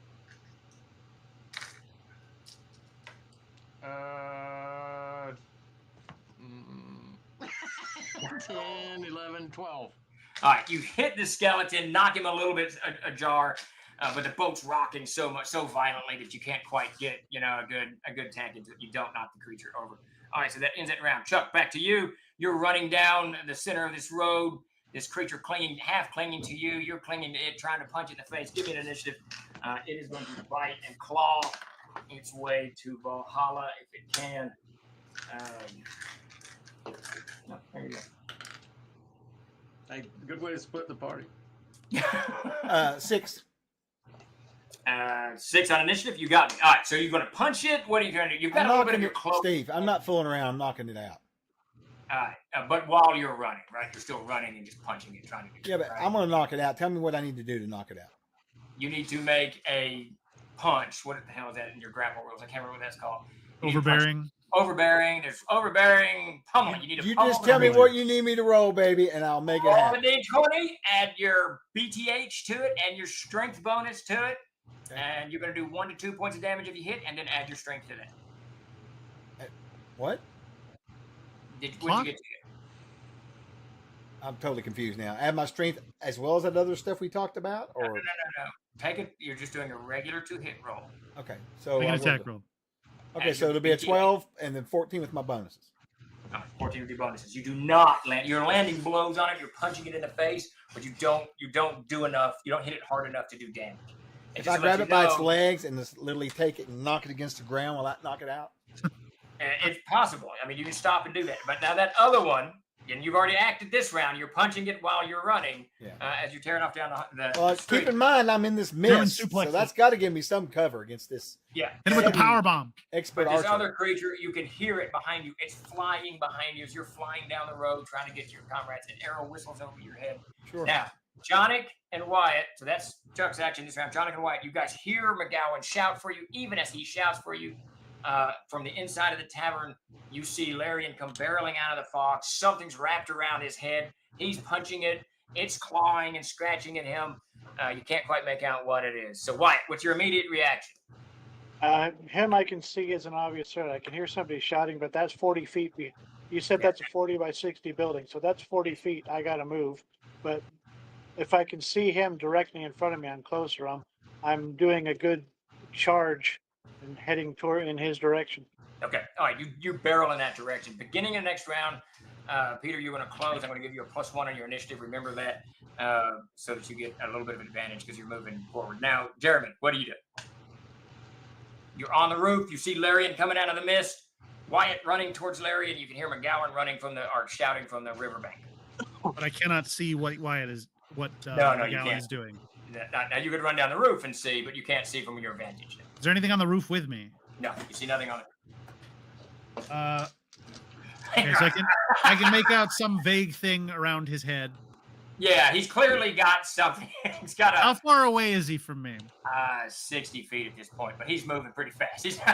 Larian's moving fast, but you see Wyatt running in here. So what I would like to do is hold until the end of. We're not doing initiative yet, but basically I don't want to do anything until he gets within 30 feet.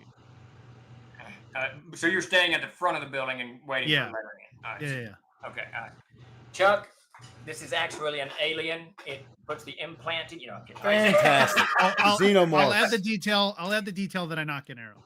Okay. All right. So you pull your bow out. All right. So, Davis, so you haven't acted this round. You landed in the middle of the boat. Give me an initiative. You got 3 of these creatures on you. And you see one of these small bluish fae rise out of the water and try to clamber up and onto the boat. 3.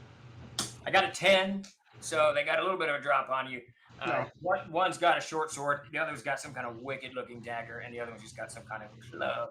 I want to swing with a club first. What's your armor class, Davis? Probably like 10. Nobody's wearing armor right now. That's true. 11. Davis's absolute love of clubs. It does not hit.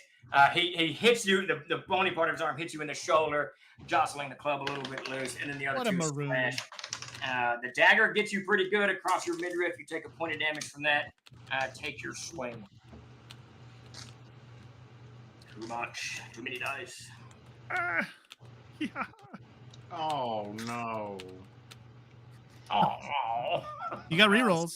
Yeah, 6, 7. I'm backpedaling. You don't have much to backpedal. You're in the boat. To the edge of the boat, and I'm trying to use the thing just to brush the guys off with the thing. I rolled a 6, so I'm just. You swing you around. You got a reroll. Yeah, did you take a reroll? Oh, you already used it. I got a count right now. Your spear. Someone out there needs to help Davis. Your spear gets stuck in one of their rib cages, and you move him about a little bit. By the time you get the spear out, it doesn't. But you can tell as soon as that little blue fae lets go of the boat begins to. That's very slow. It's not instantly shot off down the river, but it's moving away from the bank as the starting to list. Yeah, it's starting to float down the river. It's just begun that trip, so it's not. You're not flying down a river on the sailboat or anything, but the boat's moving on its own now. So you're saying free trip? You've got a free trip, absolutely. A free boat filled with bones or McCoys. You got McCoys all over you. You're good to go. I want to come back. All right, Chuck. Beginning next round. All right, Chuck. You can see Wyatt barreling towards you. This creature is just on top of you, clawing like mad. Give me before you do anything. You notice. So you're running down the road. You see Wyatt running towards you, and you see another one of these creatures emerge from the mist down where that other stack of bones was, not the one with the little bird head, but down the road towards the south gate. What are you doing? You still going to stop and grab this creature and bash it into the ground? Throw it to Wyatt? What do you do? How far am I away from the tavern? 40 feet at this point, 50 feet, something like that. You could keep running and get into the tavern. No, that's what I was going to say. I'd like to just go in and shut the door. All right, you're just running. All right, Wyatt. So you can see him, and he's struggling with this creature. It's clearly not very strong, but it's wily, and it's clawed his face somewhat. It's tore his scraped his armor there and ripped his cloak a little bit, and he's just kind of running by you. You're a skilled bladesman. You can try to stab the creature. What I'm going to do is take the hilt of the blade and try to whack it. It's a quick draw move, and you go like that. Right. It's like a blunt hit. All right, so I'm going to tell you this. If you roll a 2 or 3, you're going to roll again to hit Chuck. All right? Okay. So, Could be a little Well, I higher rolled than a that. 10. I rolled a 10 on initiative, if that matters. Yeah, no, well, you get to go first. And he's just running by you. So as he's running by you, you're going to try to knock the creature in the head. If you roll a 1, you're going to fumble. If you roll a 2 or 3, you're going to have a chance of hitting your comrade Larry. I rolled a 13. Did you add everything to it? Yeah. Now, you don't hit it. I mean, you hit the creature in the side, you get it in the rib, maybe its shoulder, but you don't knock the creature out. Do I not have this thing grappled? Surely he's got some bonuses because I grappled it. No, not really. I mean, it's still fighting. You haven't Got him in a half Nelson. Right, but it's fighting me, not him. Yeah, well, it's still moving. So its armor class is still intact. No, I'm not giving him a bonus. Nice try, Chuck. Well, no, he's grappled. So Chuck, I would have given according him to the rules, I should get a +5 for something According to grappled. the rules, he can do whatever he wants. Unfortunately. I don't know. I'm learning. You haven't overborne the creature. You're running with the creature. So you haven't actually pinned him to you and held him tight. Okay, that's you fine. Grabbed him, and now you're running. Now, if you want to overbear, that's a little different. That's pinning the creature and holding him to the ground. But what you're doing right now is just running with. What I'm going to do is just kill it and give up. So I'm going to do. I'm just going to kill it. All right. So you try to hit it, Chuck. You run right by, leap up onto the stairs, and you just run through the doorway. Johnny, you have a chance to take a shot, but you also see one of these creatures emerging from the mist to the left. You can see the one pursuing Larian from the right, who's flying through the air. But it kind of goes up as it sees, what's his name, Wyatt, kind of run into the street. So I'm going to shoot that one. Okay, all right. Take a shot at that. 17 to hit. That hit. 6 damage. I'm hoping for a wing shot. You thump him hard. Your arrow goes right through his side underneath his ribs. He spirals somewhat, his wings flapping, vigorously. He drops probably about above, 10 feet of the ground.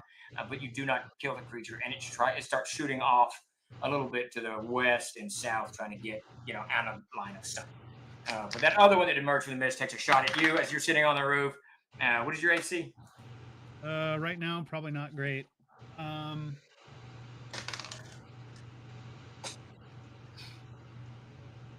13.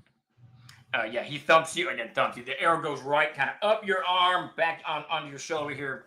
Pretty good, blood wound there. 4 points of damage on that as he shoots his arrow. And now, Davis, we're back to you. You're in the middle of this slowly moving boat. Give me an initiative.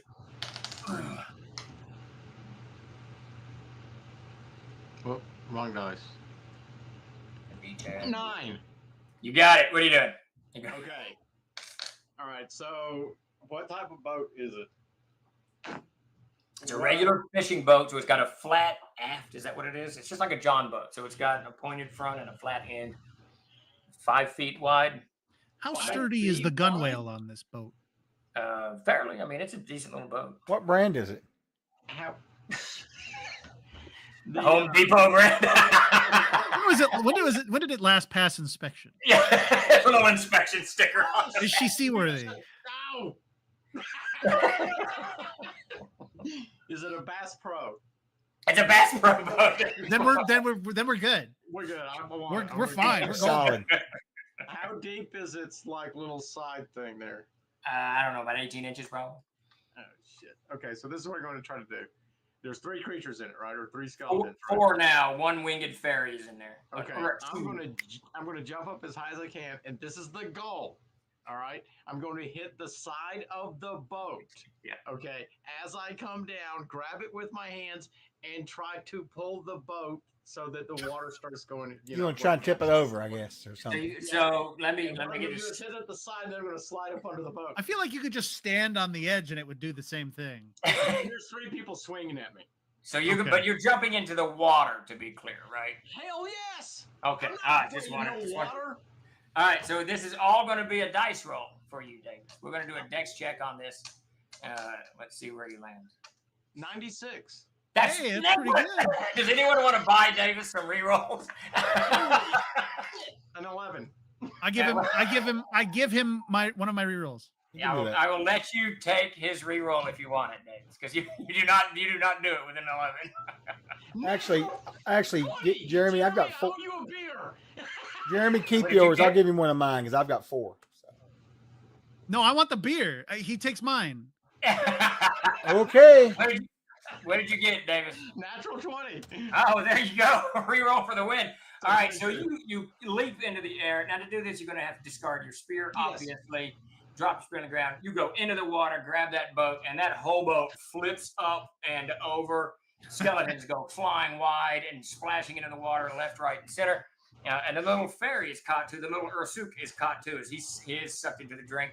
And all four of you go underwater almost immediately as the boat just turns over. I mean, it just the best part about skeletons are they can't swim. They can't swim. They cannot swim. No. Oh, they got some problems. They got some river problems. So. Yeah. They can't drown either. So I mean, they can't drown, but they also got a lot of clothing on. So they got weight to them. They're going to be carried off down. Slowly sinking into mud. Yeah. Rivers are as dangerous for monsters. If we leave them down there for like 40 years, they might get eroded. That's true. Or they might come back. All right. So Dave, that flips the boat. You go under the water the whole 9 yards. Back into the tavern. Chuck, you come crashing through. This creature, he's not really doing any damage. You can tell his claws, even his bite's not big enough to, it's like a human's bite. So he's just kind of gnawing at your face and clawing and just, rending your clothes a little bit, scratched your face, got your ears somewhat. So are you going to try to grapple him, beat him to death? What are you going to do? Well, the fire's still lit. You can just throw him in there, yeah. German suplex him into the fire. German suplex. I'm just going to run him through. You're just going to throw him off of you because you have no blade in hand. Just kill him. I'm just going to kill him. How are you going to do that? Well, I've got a dagger on my belt. I can use that. Okay, so you can definitely pull a dagger and start stabbing him for sure. Yeah. All right, give me an initiative. All right.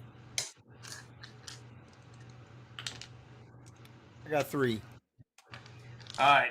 So he with what convoluted wings he's got, when you kind of loosen your grip at this point, with your one hand and you pull your dagger out, he spreads his wings and he just tries to push off of you to get away from you. Now, I assume your left hand, you're still kind of holding on to him, trying to keep him there. Is that a correct assumption? Mm-hmm. He fails completely. I mean, you've got him really good by his leg. He goes back, so you can start wailing away with your dagger. Take a swing. Okay. All right.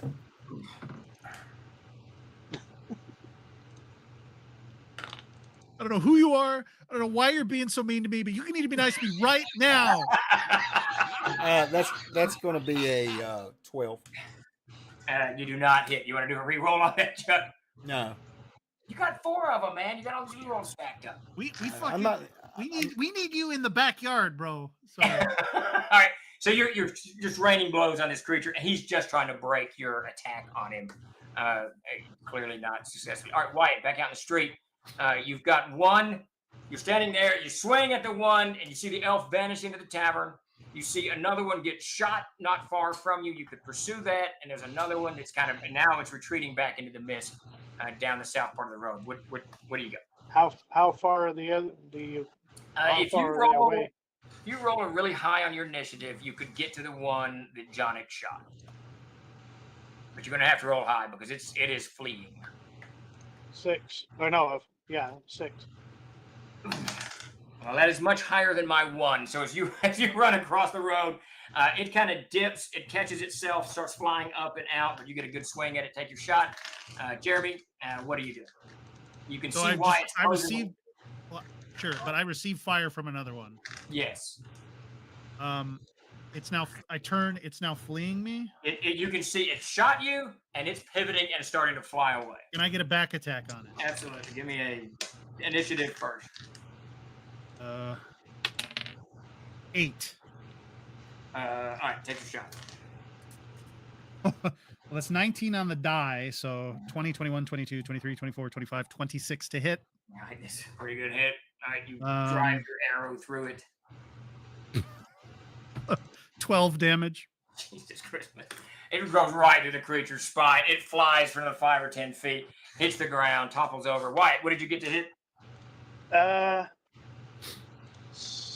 18. You got it. You slice through the creature. Both hands, which is what was it? There it is.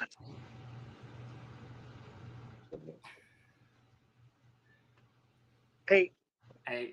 It's already horribly wounded. You almost eviscerate the creature, cut it in half. It topples to the ground at your feet. Its wings beating the ground. Just Very double tap to be sure. Just double tap. That's strange. Davis, you are underwater, still holding to the side of the boat. What do you do? Let go of the boat. I want to emphasize. There's not a strong current yet. You've not been. I'm not worried about it. I'm not worried about it. I don't worry about it at all. I'll let go of the boat, and then I'm going to try to swim to shore. Okay. Give me a dex check. Unless you roll something really, really, really stupid. You easily. You just realize that the water is about that deep. It's in the mud. 14. Yeah, you splash out of the water. Now you see that one creature. It comes out, pulling itself up onto the boat. That one kind of blue-winged fae. He pulls itself on the boat. You do not see the skeletons at all. You just see your spear kind of floating off down the river somewhere. That was the only thing you had left. all of his possessions are now gone. Well, he's got a sword. But... Oh, he looted his sword. Yeah. Yeah, it's inside. All right, beginning the next round. Chuck, you're in that tavern. That creature's kind of flying. You're holding on to it. You're stabbing it with the dagger. Or you can try to bash it into the floor or whatever you want to. Be like Hulk with Loki. Do I not have any bonuses to hit it since I have a hold of it? I don't get any bonuses at all. I'll give you a +2, sure. You gonna keep stabbing it, or what are you gonna do? You first give me an initiative. Yeah. Chuck's demoralized. The trouble is sometimes like the dice rolls break with like the logic, where it's like, okay, we've been wailing on each other for 10 minutes. Oh yeah. And nothing's happened. I got a 7. Which is we're not quite there yet, but we're getting there. You're stabbing at it. It's clawing at you, and you can tell at this point its claws just aren't long enough, nor is its teeth long enough to get to even it's scratching you like a dog would scratch you. So it's not actually doing any damage to you. It's just trying to go wild, and it's not strong enough to fly away. Certainly while you're holding. So it is going to try a strength check. What's your first one? Yeah, it doesn't get away. You're still clinging to it. It's pulling you a little bit if you let it, just by sheer momentum of what it's trying to do. Make its wing. Snap the wing. It's a little flimsy thing. You just bend it. You just bend it against like when you crack crab legs. That's what you do. Push against the joint. All right, so we're gonna. All right, so I'm assuming the rest of you guys. What are you doing, Wyatt? What are you doing? Oh, do you see anything else outside? Nothing else. Stephen, for me, I'm just going to attack. I'm headed back into the inn. Yeah, you've already acted this round. All right, going back in. Jonathan, what are you doing? Did I hear all the commotion on the water? Or the you hear a lot of splashing going on. I turn about, run to the edge of the roof, and look down there with another arrow knocked. You see an overturned boat, one of these fae kind of clinging to it, bedraggled, and then you see the barbarian coming out of the water, weaponless. You can hear noise on the inside. You can hear noise on the inside of the tavern. All right, Chuck, initiative. 7. You got it. What are you doing? Killing it. I murder it. Oh, that's going to be a definitely hit with a 20 dirty. What you got? You stab it with your knife. Yeah. Give me some damage. Oh my god! Jump scare. Get the fuck out of here! Okay. Wait. Jump scare. No, come back. Do it again. No. 4 total. We need help. So help with what? Yeah, things are going very poorly. No, come on. Davis is trying to drown himself. Chuck. 4 points. There's like bloated evil pixies and skeletons. You stabbed the creature pretty good. All right, Quinn, you've been north of town. We can get into that later. It's very late in the evening. You've come back, and you hear a commotion on it. Now the gate's closed. You remember the hedgerow, and you get that double gate there. But you hear some commotion going on. Maybe it's bowstrings sounding off. You hear a muffled shout, but that's about it. What do you? Me? Yes, you. Yeah, you. Oh, I take off towards the sounds. Yeah. All right, so you're right at the gate, and you're either going to have to climb this hedgerow, which is going to be damn near impossible, or run around to the stone or palisade wall. Or you can bang on the gate, or you can go to the water and jump in the water and kind of swim around. It's about 8 rounds of sprinting. Do what? When you say damn near impossible.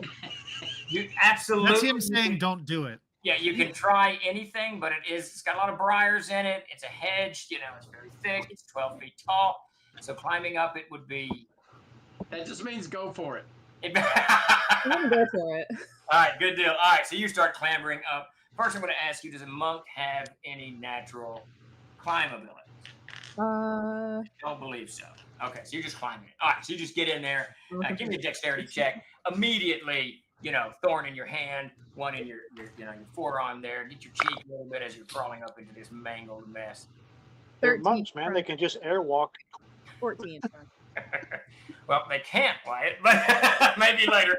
You're doing pretty good. I mean, you get about 6 feet up, but it's a lot of pain as you're getting lacerated as you're climbing up on this stuff. All right, Wyatt, you get in. You see your comrade Larry in there holding this flying creature, stabbing it in the side and the hip, and it's just trying to break free. I assume that you close, so both you and Chuck give me an initiative. Jared, Jonic, what are you doing on the roof there? I see a. Oh, you still see the barbarian come out, bedraggled, and not bedraggled. So I see him. I see him coming out though. Yeah, all heroic, glistening skin. And there's bleeding from multiple wounds. There's some kind of thing on the boat that I can see. It's hanging onto it, yeah. It's hanging onto the hull of the boat. Yes, it's crawling on the top. It's on the bottom, I suppose, because it's flipped over. You're taking a shot. I'll shoot at it. 12, 13, 14. 16 to hit. You hit it. For. You have been on fire with this bow since. Yeah. That's 6 points of damage. It drives right into the creature. You can hear it. It's almost squeals. There's almost this odd noise that comes out of its mouth, and it kind of lays over, and it looks just like you would have swatted a mosquito or any kind of insect. Its body just it's tiny, it's thin, it's spinning little arms and then its wings kind of lay over, and then it begins to slowly slide into the water as the boat itself gets picked up a little bit by the current. You do one more shot if you want to, as it floats off or not, whatever you want to do. Before advantage. It's sloughed off into the water though. It is sloughing off into the water. Yeah. Okay. I want that fucking boat, man. I would go for a third boat. I'll climb down. Yeah, sure. Now you start climbing down. Dave, sorry. So you see what's his name take his shot, look, and then he starts climbing down the thing. What are you gonna do? As soon as I get back up on the bank, I twirl around to look and see where the boat or what was happening on the water. The boat's probably 20 feet from you at this point, maybe 25. It's beginning to pick up on, and the canoes are right there. Both of your canoes. Downriver? Yeah. Okay, I take off running. Okay. Pursuing. Yeah, I'm going to take along the bank, and as I'm running along the bank, I'm going to look for any wood, piece of stick, or anything that I can grab along the way. Sure. Okay. Yeah, all right. Yeah, you easily find something like that. Then I'm going to grab it and leap into the water. Okay. Okay. All right. So that swimming after that boat, and is that thing still on it? Well, by the time you've kind of run down the bank, you don't see it. It's the boat's kind of shifted a little bit, and it's either falling off in the water or whatever, whatever the hell it's done. Okay. Or it's still clinging to the side or whatever, but you can't see it from your angle. All right, back in the tavern. Chuck and Wyatt, give me an initiative. I rolled a 1. I rolled a 5. All right, you got it, Chuck. Swing. The creature is valiantly holding on. All right, that's going to be a 17 dirty. Got it. All right. You bury your dagger in your Dirty and clean. Wait. 5. All right, it slumps and it dies in your hand as it kind of, the life eats from it. No blood comes out. There's no blood staining your blade or anything. It just kind of slumps over, and now you've got this dead, kind of spindly looking creature. Okay, wait a second. I got a point of order. If we're going to call rolls dirty, if they're modified, what are we going to call them when they're unmodified? Natural. Neat? Natural. On the like rocks. A nat 20? I know that's a new term, probably. On the rocks. I like on the rocks. Yes. No. Okay. We'll call On the rocks. That's gonna confuse the shit out of me. We'll help you along, Jeremy. All right. All right. Gwen, give me another check. It was Another. Gwen, right? That's your character's name, right? Gwen? Dr. Quinn, medicine woman? Gwen. Ren. Ren. Is it W-R-E-N. Ren? Sorry. Yes. No, I've been saying it wrong all night. Ren. All right. Ren, Give me another check as you're pulling yourself Like the painfully out. like the bird, Steve. Which you get a natural 20. I love. This is not a mark against you, but I love when people carefully lift the die and show it as though they don't have to twist it and turn it to show it to the camera I anyway. know. I just every time I roll, I've had Yeah. a lot of players lie about rolls. Yeah. Not recently, but like in the year, so I feel like a liar whenever I roll really well. Uh-huh. So I show it, even though it's just as easy to like. Hey, I shit you not. This is back in like 1980, probably 6 or something. I'm not going to say the guy's name, but Todd, Mac, and Charlie, and a couple of the guys were all playing. And the guy rolls, and he had rolled so good for so long. I just kind of stood up and I looked over the screen, and I could see him. Everyone could see him take his dice, and he goes natural 20, and we're all like, "What are you doing, man?" We can all see it was so. I had a guy who would roll it and immediately pick it up and Oh, say yeah. what he got, and I'm like, I can't see what you did. Yeah. You must think we're stupid. But he would get like shit rolls. He'd be like, I was a 7. But I'm like, I would at least like to see it. A little bit. That's like Davis when he didn't roll dice; he just made numbers up. Made numbers up. He never hit anything. I was like, just make up one that you hit at least. I mean, occasionally do make up a good one. All right, Brandon. So you're 22, pulling, by the way. yeah, you're pulling yourself up. You've taken about a point of damage from these just briars and bramble, but you see this beautiful opening that really shouldn't be there, and you kind of slide into it. And then within the round, you manage to push yourself to 4 or 5 feet. The hedge is about 5 feet thick. You pull yourself through and just drop in on the other side. That's concerning. But yeah, one part of your brain's like, "Wow, that's a big problem for a low break." But the others, you're into the village. There's a little bit of patches of mist here and there. You can hear some splashing down by where the tavern is. You're up on the hedgerow gate on the north part of town, and you can hear. Johnny, did you say anything? I don't think you said anything, did you? You say get the boat or anything? I don't think. No, I mean, he was coming out of the water when I was coming down, and then he just ran away. So I haven't had an opportunity to exchange any words with anybody. So you hear a lot of splashing, and that's about it. I run towards the splashing. I sprint. You start tearing off down. Monk's got a pretty good pace. You should be there in about 2 melee rounds, give or take. All right, back into the tavern. Chuck and Wyatt, what are you guys doing? You're holding this dead creature in your hand. I'm just going to drop it and run back out and try to assist with whoever. Okay, you go out the back door. Yeah. You see the back door is open, and you know that there's no one out front. Obviously, since you just ran to the front door. Wyatt, Obviously. Well, I'm gonna go sort of go back out the where I was and go look around and see if there's any other problems coming. Because all the rest of them are gone that way. So clearly they don't need. All right, so you go back to the street onto the porch, keeping an eye out. Nothing has really changed out there. I mean, you can see the mist is still there, and the 2 dead creatures are. I think they got shot too. Okay, but I'm just Chuck, gonna go around and look. Okay. Chuck, you get on that back porch, and you immediately see the rogue climbing down, Johnny climbing down the building right next to you. He's coming off the roof, and then you can see McGowan running. He's like 25, 30 feet down the bank. And he's obviously, and you can see it as well. You got twilight or dark? You got twilight vision, right? As an elf, you can see the boat that clearly that McGowan is angling to. It looks like he's fixing to jump on it. What do you do? Wait. Before we go any further, is it the moon out? Cloudy? Yeah. You got it's pretty clear. You just got patches of mist. There's patches of mist on the river as well, but it's not like this thick, unbearable fog that doesn't let you see. You know what I mean? Let's see. If you had your bow, you'd have a clear shot at McGowan. Yeah, I'd like to take that son of a bitch down. What an odd thing to say. You couldn't hit me, Chuck, if you tried. I mean, do I see any more enemies anywhere at all? You don't see anything. Actually, you know what? You do, actually, with your elven eyes. You can see the boat exploded. You can see one of those creatures. It looks like it's caught in the eddy of the boat in the water. There's an arrow sticking out of it. Okay. You're standing about 10 feet above the river and the bank, looking down. Just watch. I'm going to go retrieve my bow. Won't get me that Okay, fucking all right, you boat. start moving back out through the tavern, back up the street to get your bow. Yeah. All right, Glass of beer. McGowan, give me a dex check. Jonick, you hit the ground. You start running down the bank. I'll chase after him. Sure, why not? Okay. And you're leaping onto the boat. Is that right, Davis? Well, I assume that. Well, is it by the bank, close enough to the bank that I can leap onto it? You know what? Roll a Chuck, D12. Chuck, roll a D20 Oh. and add 5 to it. Oh man. 15. So it's 15 feet from the bank. So that's not an unreasonable jump for a barbarian. Okay, I'm just gonna dive into the water and try to swim to it. And Okay. what I'm doing is looking for that little thing. Okay. It was It's on the hull. The Ursuk. All right. So you dive in the water, come out right onto the boat there.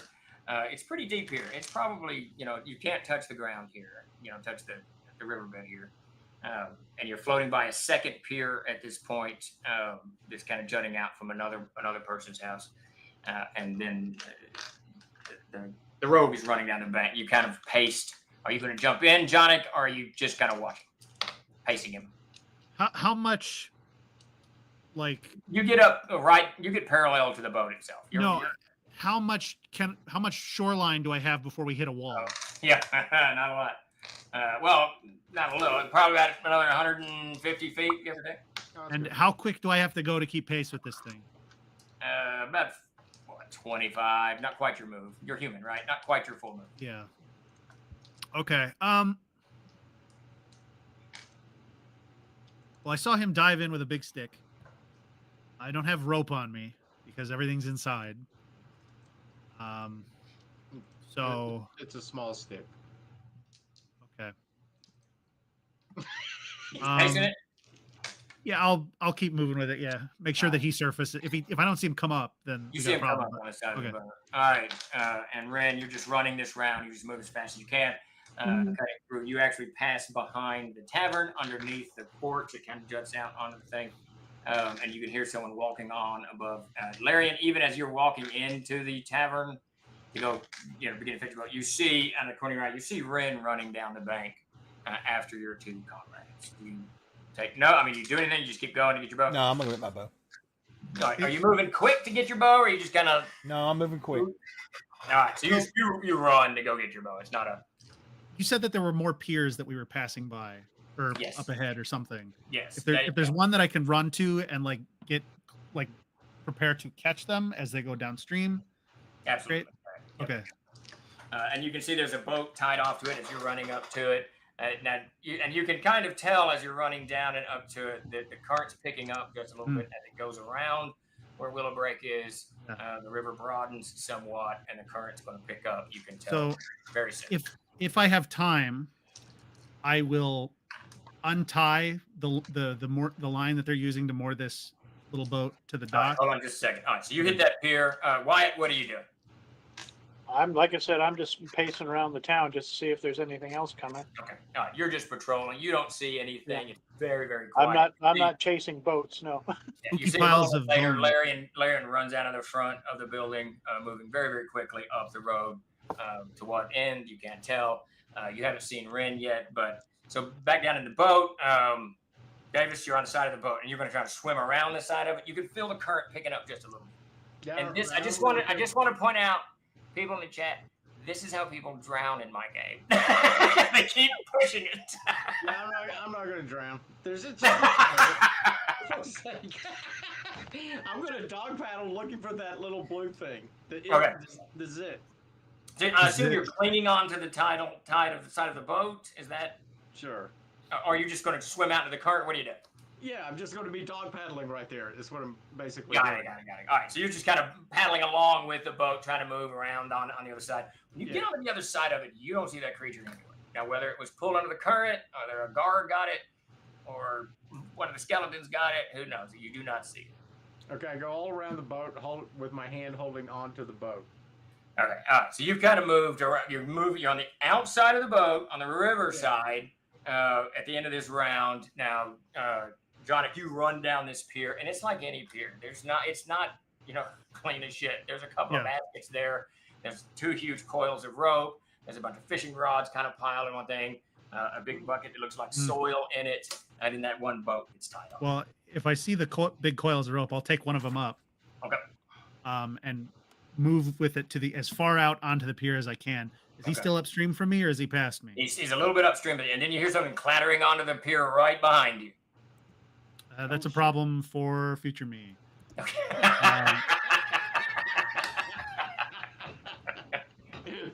I probably don't have enough time to like loop it, brace it, and then toss it.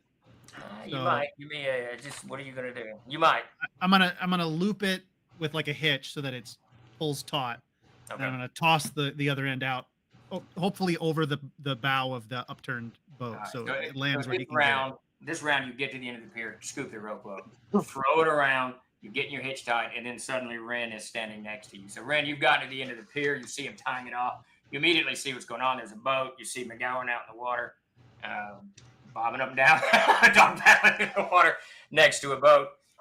What do you? Anything you? Sticks a thorn out and says, "What happened?" Jeez, fucking what? I smelled trouble. Help me with this fucking line. You got it. I do it. I help. All right, so you start helping the line. All right, Chuck, scoop your bow up. You hear a muffled shout from down the bank. What do you do? Me? Yep. I'm going. So first off, when I came running out, and I looked around, and I saw Ren. What is his name? Oh, Wyatt. Sorry.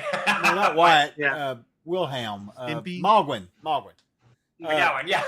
McGowan. Sorry, MacGyver. Mogwin? So he's basically William Tell. Well, it doesn't matter. So I saw him basically Currently, his name's Bob. Yeah. I'm a little confused. I want to make sure I've not got this wrong. Is he like lost, like floating away? So let me recap. So just a real quick recap. So you came out of the back of the tavern and you looked down at the river, and you can see McGowan running down the riverbank, but he's still in Willowbrae, right? Because you see the map there. He's still definitely in Willowbrae. And then you see the rogue Jonic drop off the side of the building and start chasing off down it. The only thing that you can see that could be drawing their attention is an overturned boat in the river itself. And you faintly see for a moment that creature floating next to it. You pivoted and ran back into the tavern, across the tavern, out the front door, up the street. When you got out into the street, you see one of those dead Ursuk across the street that hit with an arrow in it and a slash to it. And then another one down the street by that one of those pile of bones with an arrow in it as well. And then you ran up the street, scoop up your bow, and I assume that you continue to go get your bow. I'm going to get my bow, and I'm going to turn around and run right back to the riverbank. Got it. All right, so you just start belting all the way back. Are you going right down to town or to the riverbank and then down the riverbank? Or down the middle road, I mean? Just whatever's fastest to get down to the riverbank. The road. For sure the road, because it's just an open pathway in front of you. All right. Okay. All right, and you do see Wyatt, when you start running back, you see Wyatt kind of patrolling, looking around, looking to see if there's any, anything untoward going on. Wyatt, are you doing anything unusual or just patrolling? Yeah, I'm just wandering around just to make sure there's nothing else coming. Okay. There's always something when you don't look. That is frequently the case. You do come across the third stack of bones, which you find is someone has, clearly one of these creatures has driven this gnarled tree limb into the middle of the road, and off of that tree limb, you can see this kind of ball of ribs that have kind of made, and inside it are a bunch of plums. There's a whole bunch of plums inside this cage of ribs, this cage of bones. Do anything with it? Well, Pick it up, stomp it to death? That's what I'm seeing. Yeah, I figured I'd go bust it up. Okay, all right. I could get a whack with a sword. It crumbles and falls over. The cage hits the ground, and the plums scatter across the ground. You do anything with the plums, or what are you doing? I'm absolutely not touching any of that. Just busting it up. Okay, you just start stomping on the plums all over the place. My plums. Those were heirloom. What's that episode of Seinfeld when they have like the plums that are? I don't know. Never mind. All right. Never mind. I've never seen a single episode of it. So I smashed the plums that were sitting in Willowbrae. Forgive me. They were so delicious. If this were a Dying Earth story, that would be a death sentence. Like, coincidentally, they'd be like, "Those are sacred plums. You have to die." It's just Those are the rules. All right, Davis, Very sorry. You get to the front of the boat. Okay, I don't see that little thing. No. Okay, I look over at the bank, and I'm going to try to stop the boat from going, and I'm just trying to, You're just going to try. Okay, you're trying to push it over. What's your strength? 7. Less than my charisma. It's 15 out of 16. That's pretty good. That's a pretty good strength. That's pretty Give me good. a That's strength a strong check. man. Give me a strength check as you start to swim and push this thing. Now, Ren and Jonathan, you've tied off the rope. Yeah. Just give me a dex check to throw to see if you get it over the boat. It's not going to be hard. Just don't roll bad. Both of us. No, just add your dex bonus. Well, actually, never mind. You can only one of you can throw the rope. So whoever's throwing the rope, make the check. 10 prime. All right, so the rope goes in front of the boat, splashes into it.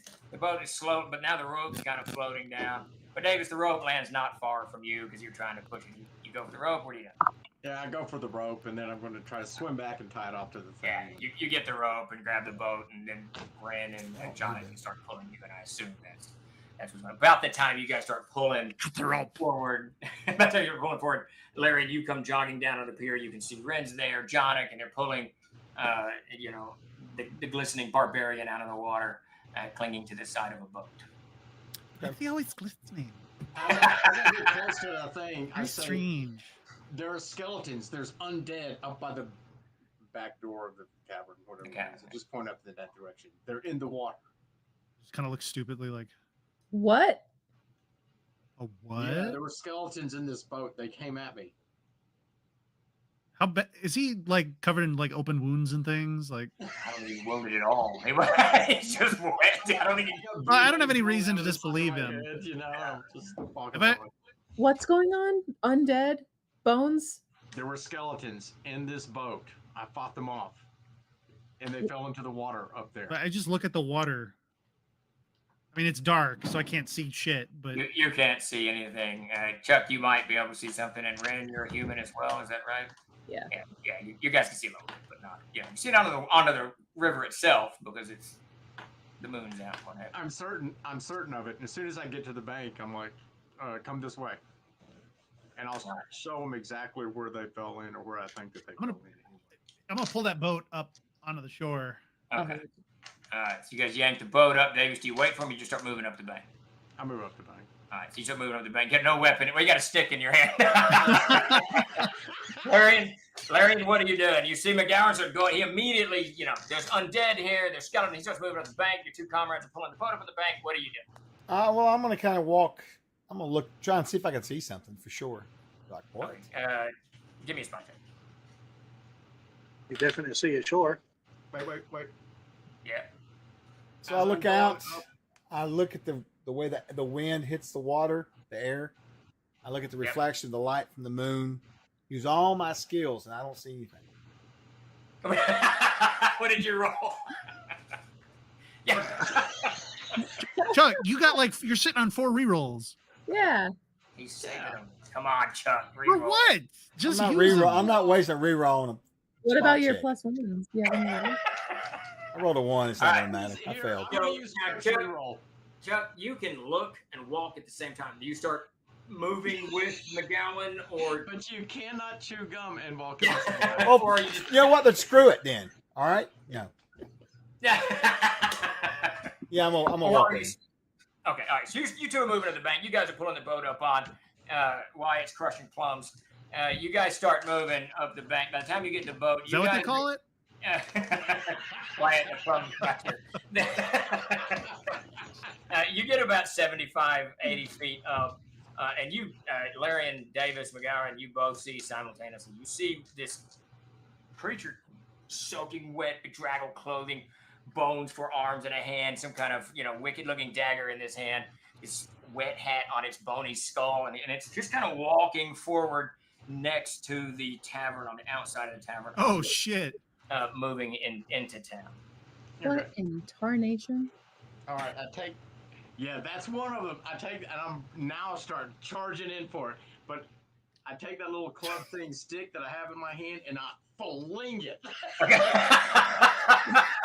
I I think a rock would do better than a branch against a bunch of bones. I will I say. have a question about the skeleton. Wait a minute, before I answer that, Grace, that's the first time I've heard a non-Arkansan use the word tarnation, so kudos.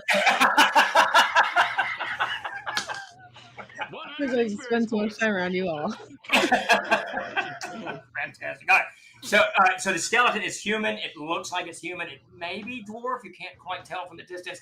And it's got all this clothing on. I mean, it's just got this baggy, wet clothing on, kind of a slouch hat on its head, and it's got this broken off dagger, maybe a sword at one point in its right hand. And it's not moving with any great intent. It's just kind of moving. It's a skeleton. It's just kind of moving. I'm gonna look over at McGowan. McGowan. I keep on calling him Mogwai. Keep trying to keep calling him Mogwai. From freaking whatever. Just say Rose McGowan. Call him Milton Berle. So I look over at him and I say, Mickey Mouse. Was that thing in that boat?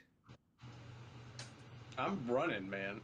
Wait, so you say, is that thing in that boat? He starts running, and you can see him hurl his club/stick. Davis, give me a missile weapon check. Give me an attack check there. Add your BTH on the correct. Okay, so this is the intent, just so you know what I'm trying to. I throw the stick off into the water. Yeah, Chuck, you see him just throw that stick wild. He goes flying out into the water. So this is its back to me? It's kind of, you're on its flank at the moment, but with the commotion, and when you throw it, it pivots and looks at you. Okay, again, I'm just running and I'm leaping on it. I'm not Okay. I'm going to try to pull it to the wrestling ground. a skeleton. There I'm you gonna go. pull it apart and beat it to death with its own arm. It has no muscle. Jeremy, he's jumping his bones. There's also no Jumping his padding, bones. so like all of that is just like branches pressing down on you very tightly. All right, so Jonic, Ren, you can see the barbarian's got in a full attack mode, running off the thing. You can see what do y'all close or what do you do? I have a question about its hat. About its hat, yes. What's its hat like? So it's a very broad brimmed hat. Now it's bedraggled, so it's got holes in it and all that, and it's just got kind of the round bowl, but the bowl is kind of crushed in. It's got a little hole there. Wedge. Is it cooler than my hat? It's probably. You got Toll's hat, so probably not. They're actually very similar. The hats are very similar. Oh. Looking at that. You said it was bedazzled. It's covered in like rhinestones. Bedraggled. Oh, my mistake. I got it from Buckle, you know. From the mall. Forever 21. What is that gun? That bedazzled gun? Yeah, that's what. Yeah. I'll pick up a rock and put it in my sling and shoot it. Okay. You scoop a rock up. Stop to take your shot. Davis, you're running forward. Chuck, are you running forward? What are you doing? Yeah, I'm with him. I guess we're gonna kill this thing. You guard as well.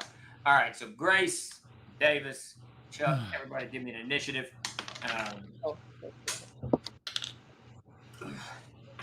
Oh wait. Let's go roll a 1 and knock somebody out with a rock. Now you do hear commotion over on the bank, Wyatt. 2. What? What the hell? Grace, give me your shot. You actually got a missile weapon, and no one's closed yet. What do you do? Yeah, give me what you hit. Okay, that's a 12 on the dice plus 1, so 13. You know what? I have no idea what the armor class of a skeleton. I think it's a little bit higher than that. I don't know. I think it's 12. Is it 12? 12? If it is, it's good. Well, I'm pretty sure it's 10. Well, Steven, it's up to you what this particular skeleton's armor class is. it's 47. No, you do not. You do not hit. No, I'm sorry, you do. 13 does hit. Oh! I was wrong. All right, give me some damage on it. Let's go. Okay, I don't think I do bring that. 1d4. Okay. Well, that slingstone's going to do a lot better than the rest of us. And I have a +2 modifier. I shouldn't be saying that, but 5 points of damage. All right, now wait a minute. Now, sling's not going to do bonus damage, right? It's only club. no, but it's percussive, so. Yeah, definitely do the maximum. But it's damage. important. It's important we understand what she thinks her +2's for. Yeah, so what? Grace, that's only going. So a strength bonus on your damage is only going to count for melee weapons or things you physically throw. Like if you threw a club. Sorry, I was reading the wrong thing. I was reading the thing for my hook sword. I still add my dexterity bonus? You do not add anything to damage. Okay. Not to damage, but you add your dexterity bonus to your 2 hit for sure. Okay. Then it is just 3. 3 points of damage. All right, you smash. Davis, as you're running forward, you see something hits the skeleton's skull. It knocks the hat off, blows off part of its skull. Doesn't slow the creature, and you slam into it, but it's going to slash at you before you get to it. And Davis, I want to roll this dice. Yeah. You recognize it? Yes, you're not. That's from your basic set, 1976. Damn it! It missed. This dice killed so many of my characters. It's my dice. I want my roll. This is roll for me though. No, do it. Roll for me. Can I roll for you? All right, I'm rolling for you. Wait. All right, so you're just tackling the creatures. I'm gonna run up and then kick my legs out in front of me. I'm gonna try to like do a hang. What is it called? Where you grab them by the neck and pull them. What is that called? The wire, the hang wire, whatever. Yeah. Are you talking about a clothesline? Clothesline, yes. Thank you, Chuck. I'm gonna jump up and use my body to pull them down. All right, so I'm gonna roll for Davis on this ancient dice that slaughtered so many of my characters. Kick his ass. Why am I rooting for you? Yeah, Davis, you got an 11 on the roll, so add your BTH and whatever else. 11, 12. You need a 13, so you do not clothesline the creature. Sorry about that. Plus ones.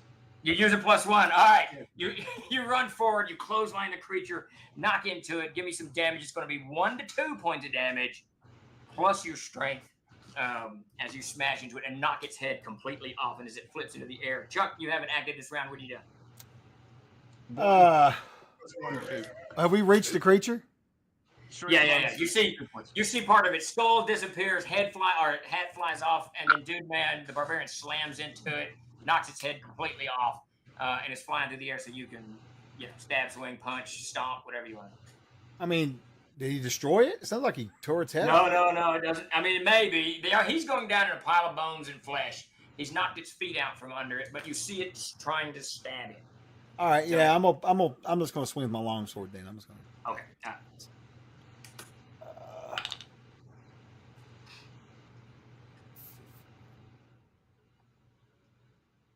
So much for rest and recuperation. Well, not bad. 15 total. You hit.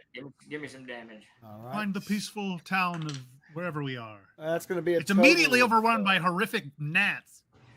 3 points of damage. 3. All right. Did you already have it?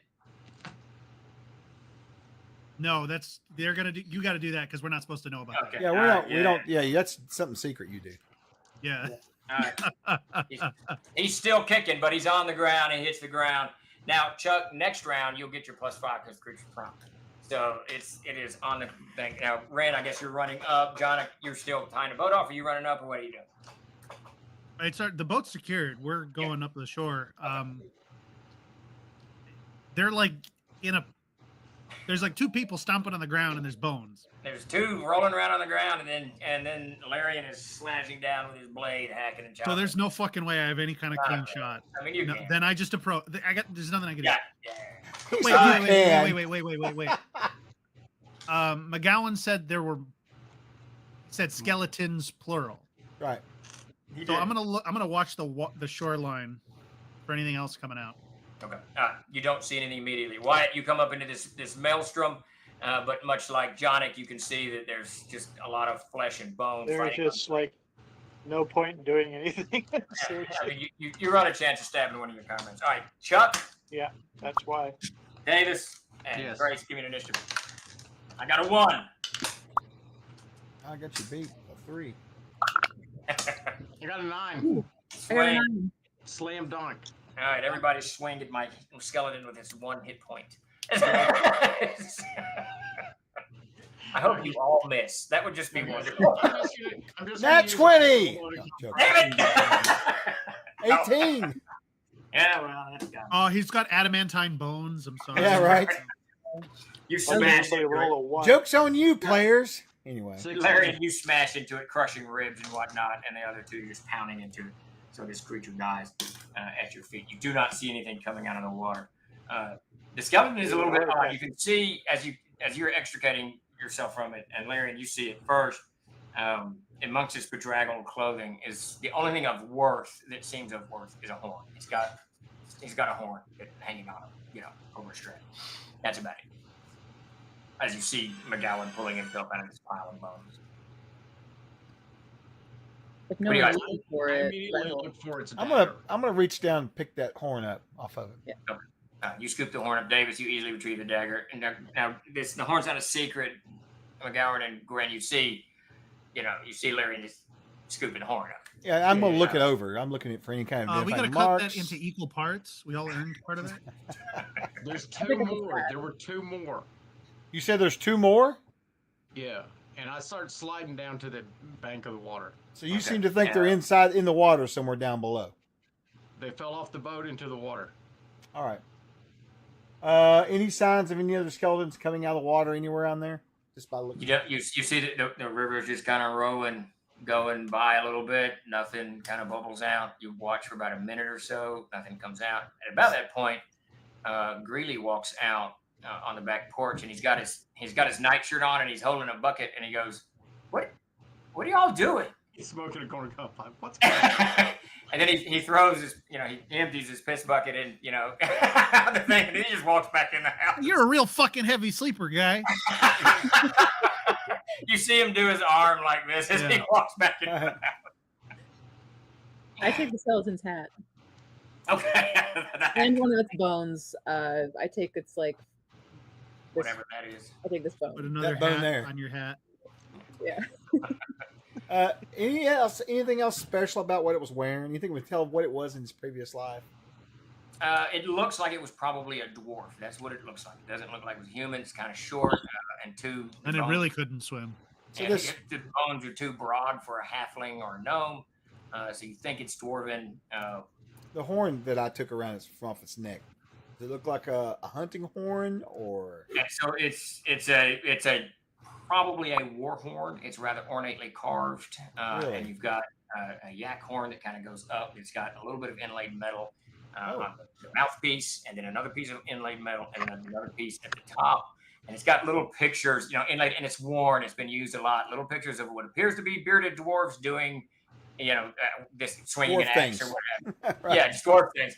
But it does have a pretty significant rocks. crack. It's got a pretty significant crack in it that Yeah. goes from middle band to the end band. Yeah, Okay. and- All right. I'll tuck that away for now. Okay. All right. So a few minutes pass. The 5 of you are actually together for the first time. Since y'all What the hell was that? She's been sick. You know that. She was thrown up earlier, man. Not her, you. I was throwing up. We hear goblins or whatever the fuck on the roof, and you're like, time to run. And off into the mist. Look at you, you're a mess.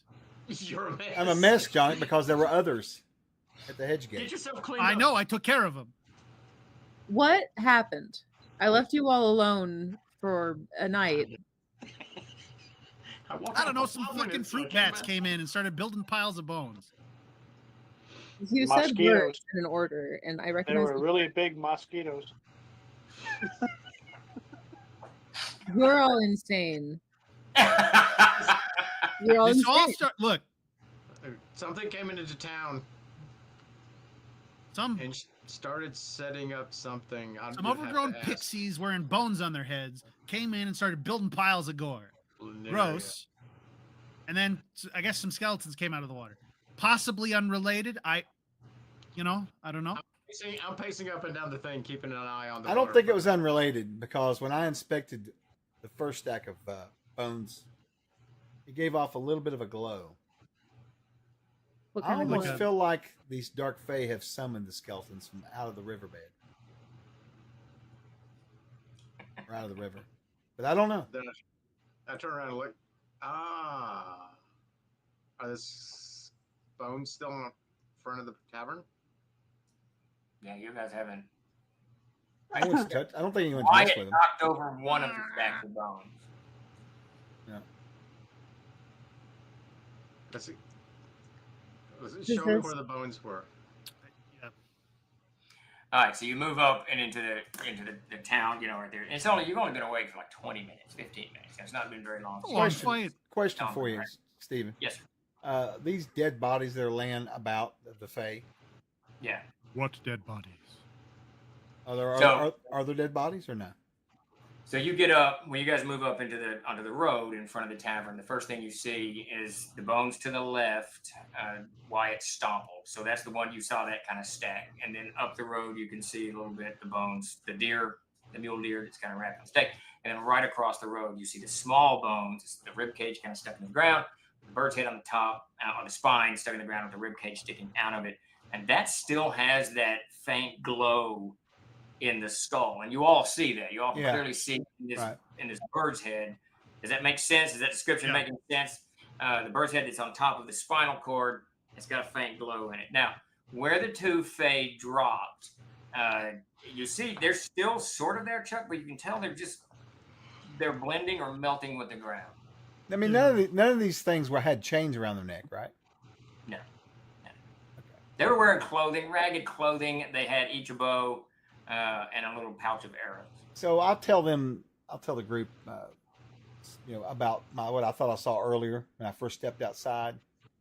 The fact there's no tracks anywhere indicates that possibly these fake. Hold on just a second, Jack. I want you to go ahead and role play out. Tell them what you saw. Yeah. Well, yeah. Okay. So earlier when I come out here and looked around, initially, I thought I saw something out of the corner of my eye that was small, sort of misshapen, maybe even hunchbacked or shrunken, with maybe a chain around its neck. But I couldn't make much details because it was going into the mist from the fog from night, right? So I couldn't find any tracks. There's no tracks around any of these piles of bones, which the Fae there clearly have got wings. They could easily have stacked them and flown around and not left any tracks. But I'm not so sure that it was them that did this. Maybe, but there should have been some tracks somewhere, and we've not come across it. I haven't found any tracks at all. And whatever it was that was swimming into the mist, I don't think it was one of these Fae because it would have been flying first off. So I'm not real sure what's going on here, to be honest with you. I have a feeling there may be two things, more than one thing going on. What I'm trying to say. So about 6 words into that, I walk away, and I start kicking over the pile of bones that are glowing. I just start kicking them apart. I'm like, shit, for real? Oh, wait. You kick that over, even as McGowan's going, wait, and as that skull comes flying off, this tongue of flame just whips up, slicing across your chest and face. Give me a saving throw. As you what kind of saving throw? It's going to be a dexterity save. I'm going to use one of my last reroll.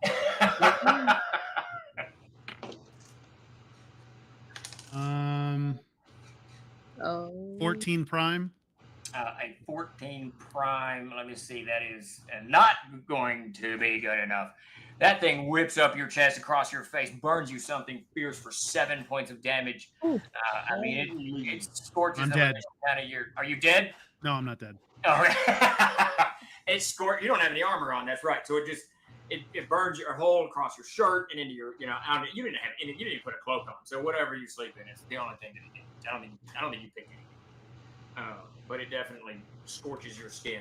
As soon as the skull hits, that snake of fire kind of washes over you, then it evaporates. It's gone, and now you just got bones. I'm in a heap on the ground. Okay, as the flame starts, you topple over. Yeah, I'm actively dying. Yes. Okay. I'm at negative. I'm at -4. I'm dying. Okay, as the flame lit, because I was close to him, saying no. Then I grab him by the shoulder as the flame is licking up and try to pull him back, and obviously it doesn't help. Blah blah blah, and he falls to the ground. And I'm like, I don't really know what to do with the vermin.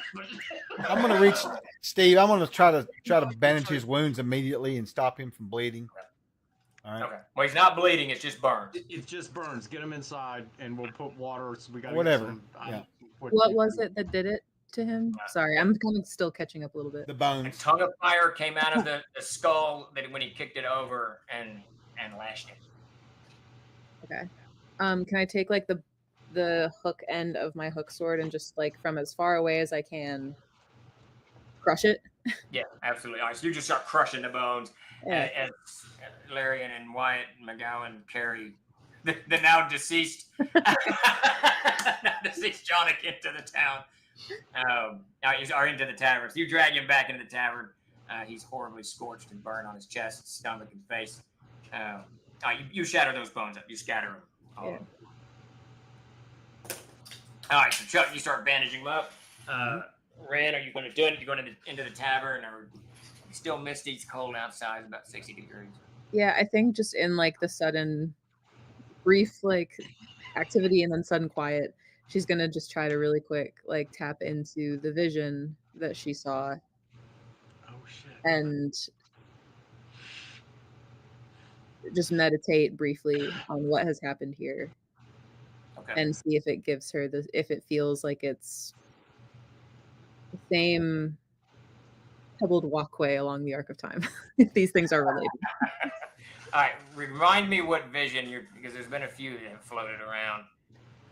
It was walls very, very high, a stairway down. Yeah, okay, yep. A thing flying overhead.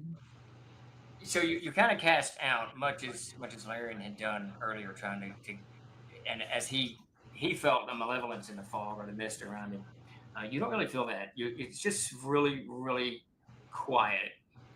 But it's sort of like after you've been jolted with something, that kind of emotional response when it's over. You know what I mean? There's a finality to something, and now it just seems quiet, and there's mist in pockets here and there.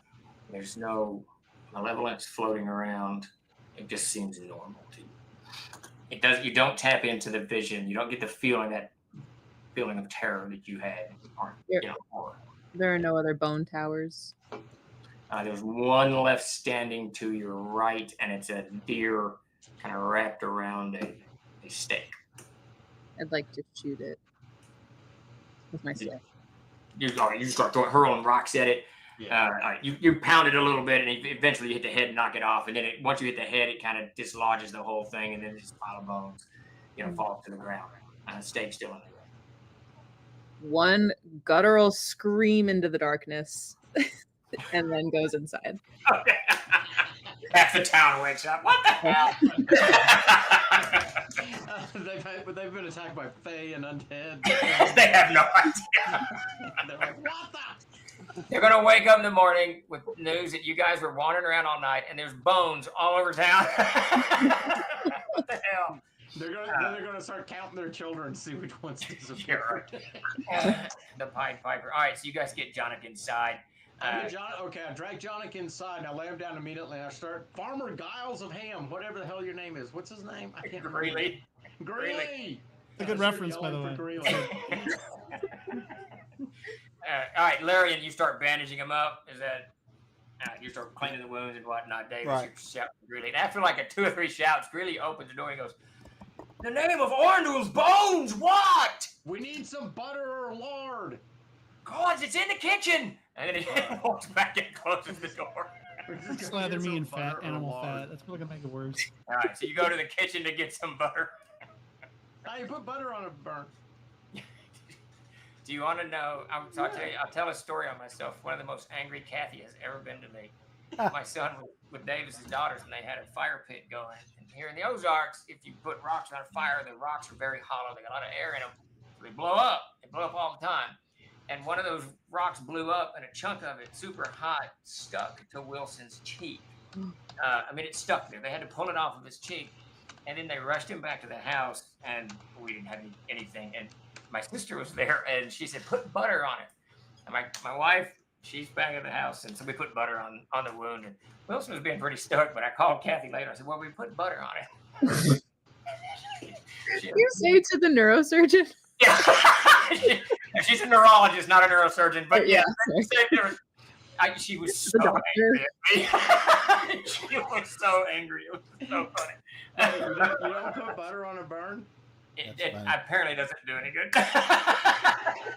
Oh, maybe because it's just cold. I don't know. I've never.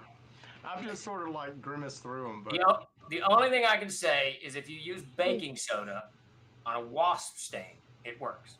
Yes. It does pull the poison, or does something. I don't know. I don't know what the fuck it does, but it does something. All right, so Davis and Steve's home remedies aside. Wait, but I have to. It probably neutralizes the formic acid in the venom. Something. Do what, Davis? I boil the butter first and pour it on. Hair of the dog, is that what it is? Boil milk and pour it on his exposed skull. Should I just assume I'm dead? Because they're not doing anything to make it better. Larian is trying to bandage you, and the others are boiling you so alive. you can't react to the pain. I swear. Your I don't know if efforts this will are burn. not. All right, you Chuck, you get it pretty clean. The wounds Okay. wrapped and whatnot. And we will call it here. We will begin with a little bit of casting in the morning. Though I want. So we're gonna let you guys, or maybe we'll let chat decide how we want to do this. Now, in my home game, one of the things we're trying to do is make me very comfortable running online games, so that I run it more like my home game. When you go negative, you gotta wait. You gotta play through 7 days before he can even be healed. So which is even more steep than rules is written. yeah, absolutely, yeah, because it's like Constitution. It's 24 hours, and then you start. Okay, then we probably should go, but do we want to do it my normal way, or Chuck's like, no. We can do it however way you want, as long as we can wake up the next day and say it's been 5 years and move on. We don't have to role play through every minute of the next 7 days. No, we don't. We just No. say 10 days later because, It is a way. So it's a way that We'd like to time rest passes. at some point. And the reason that I do this is time passes and gold is spent. So your treasure is spent up, right? You're buying food, you're buying a lodging, and all this other stuff. Not ours. I just rob everything. I will note, as I push up my nerd glasses, 30-person community. that part of the reason why there was such slow healing in AD&D was because and it does say this in the rules, it assumes that every day not played at the table outside of the game passes in world as well. So a week elapses between every session in AD&D, which is why it's so stingy with healing. Yeah, interesting. Yeah. No, we've always played day by day, and it's going negative had a real consequence if you were in the wilderness. But no, point of order. If we are going to be spending a week here, I'm going to do what I was going to do the next day anyway. Weapon repairs, reforging the sword, all of that. All right, so this is what we're going to do. I like Chuck's idea. This is what we're going to do. We're going to go ahead and do it my way, but we will fast forward time. We're not going to. Yeah. We won't play it. If I've got a week to do this properly. Yeah, and then I'll just say knock off 5 gold pieces or whatever. I'm also going to see if I can find some bracers while we're at. All right. Bracer arms, something. We will begin next week with Wyatt's shopping trip to the store, and I think Larian wanted to get a map, and then we will commence. I believe the still desires to go south down the river. Is that right? We're still headed to the Haverstraw. I think so. All right, Chuck. Let's call it for the night. We got a raffle. Yep.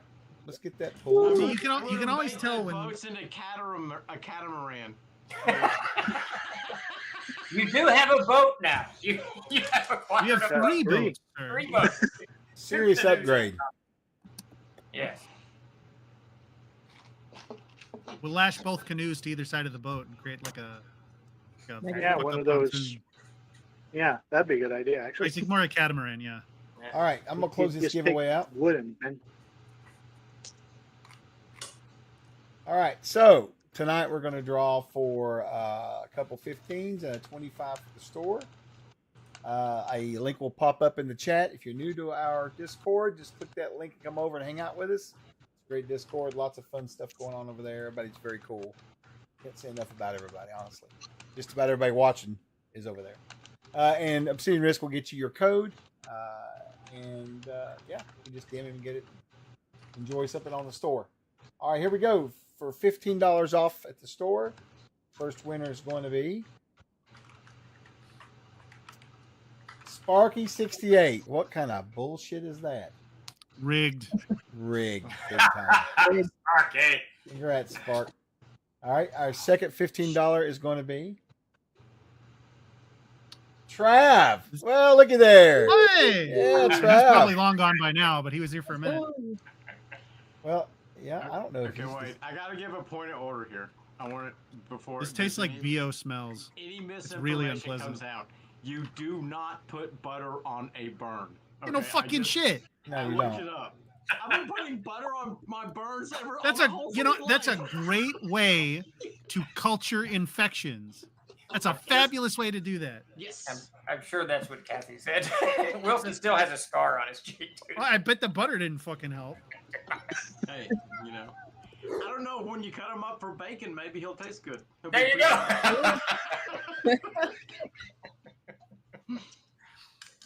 Chuck, you got one more round. Go ahead. A nice glazed Yep. spiral ham. Let me see here. And then our Do I get final any extra winner is going to experience for my be bear joke? T-Bird 2366 2002. That's a new one. T-Bird, if you're here. Let's go, T-Bird. Hopefully T-Bird.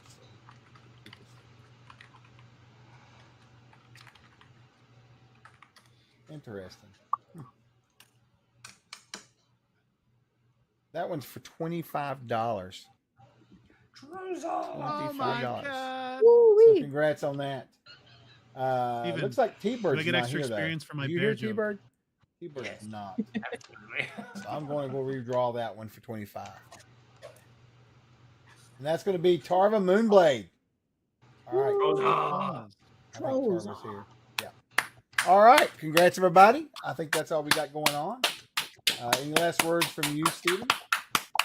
I know. Just remember that we're going to pick up Mondays will be the regular time for the show, 6 o'clock Central Standard Time to 8:30. Oh no!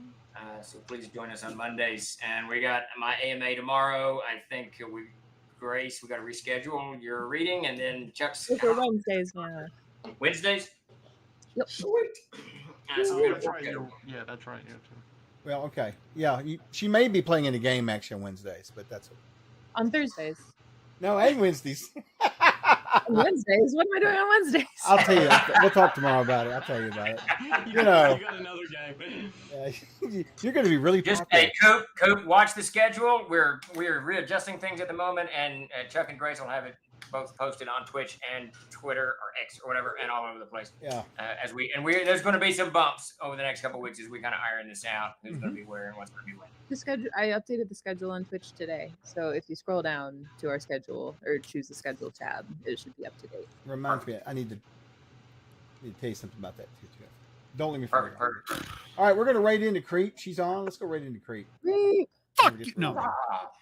Let's raid. Jeremy's on fire. Got to do something about Jeremy that. is on fire. Well, he's literally on fire. Yeah, no kidding. Wait! I'd like to address that. Really, he's like, "Damn, I got to do something about that bow." No, you don't. You do not have to. Because if we did not have that bow, we would still be in that fight right now. That's right. That's right. All right, we're going to raid into Creep Show. Darlin's doing some painting over there, some mini painting. Thanks everybody for coming to hang out with us. It was a lot of fun. We'll be back tomorrow afternoon with Steve doing his AMA and a little talk about Aired, and throughout the rest of the week. So thanks a lot, everybody. We really appreciate you guys. Everybody have a good night, and Trolls Eye, we're out. Yeah, and I think for where are we out? We got for another 3 hours, 50% off on drive-through RPG, and then that gets that sale is. Oh yeah, heavens! that's right. I forgot about that. Yeah. So yeah, 50% off. All right, see you guys. We need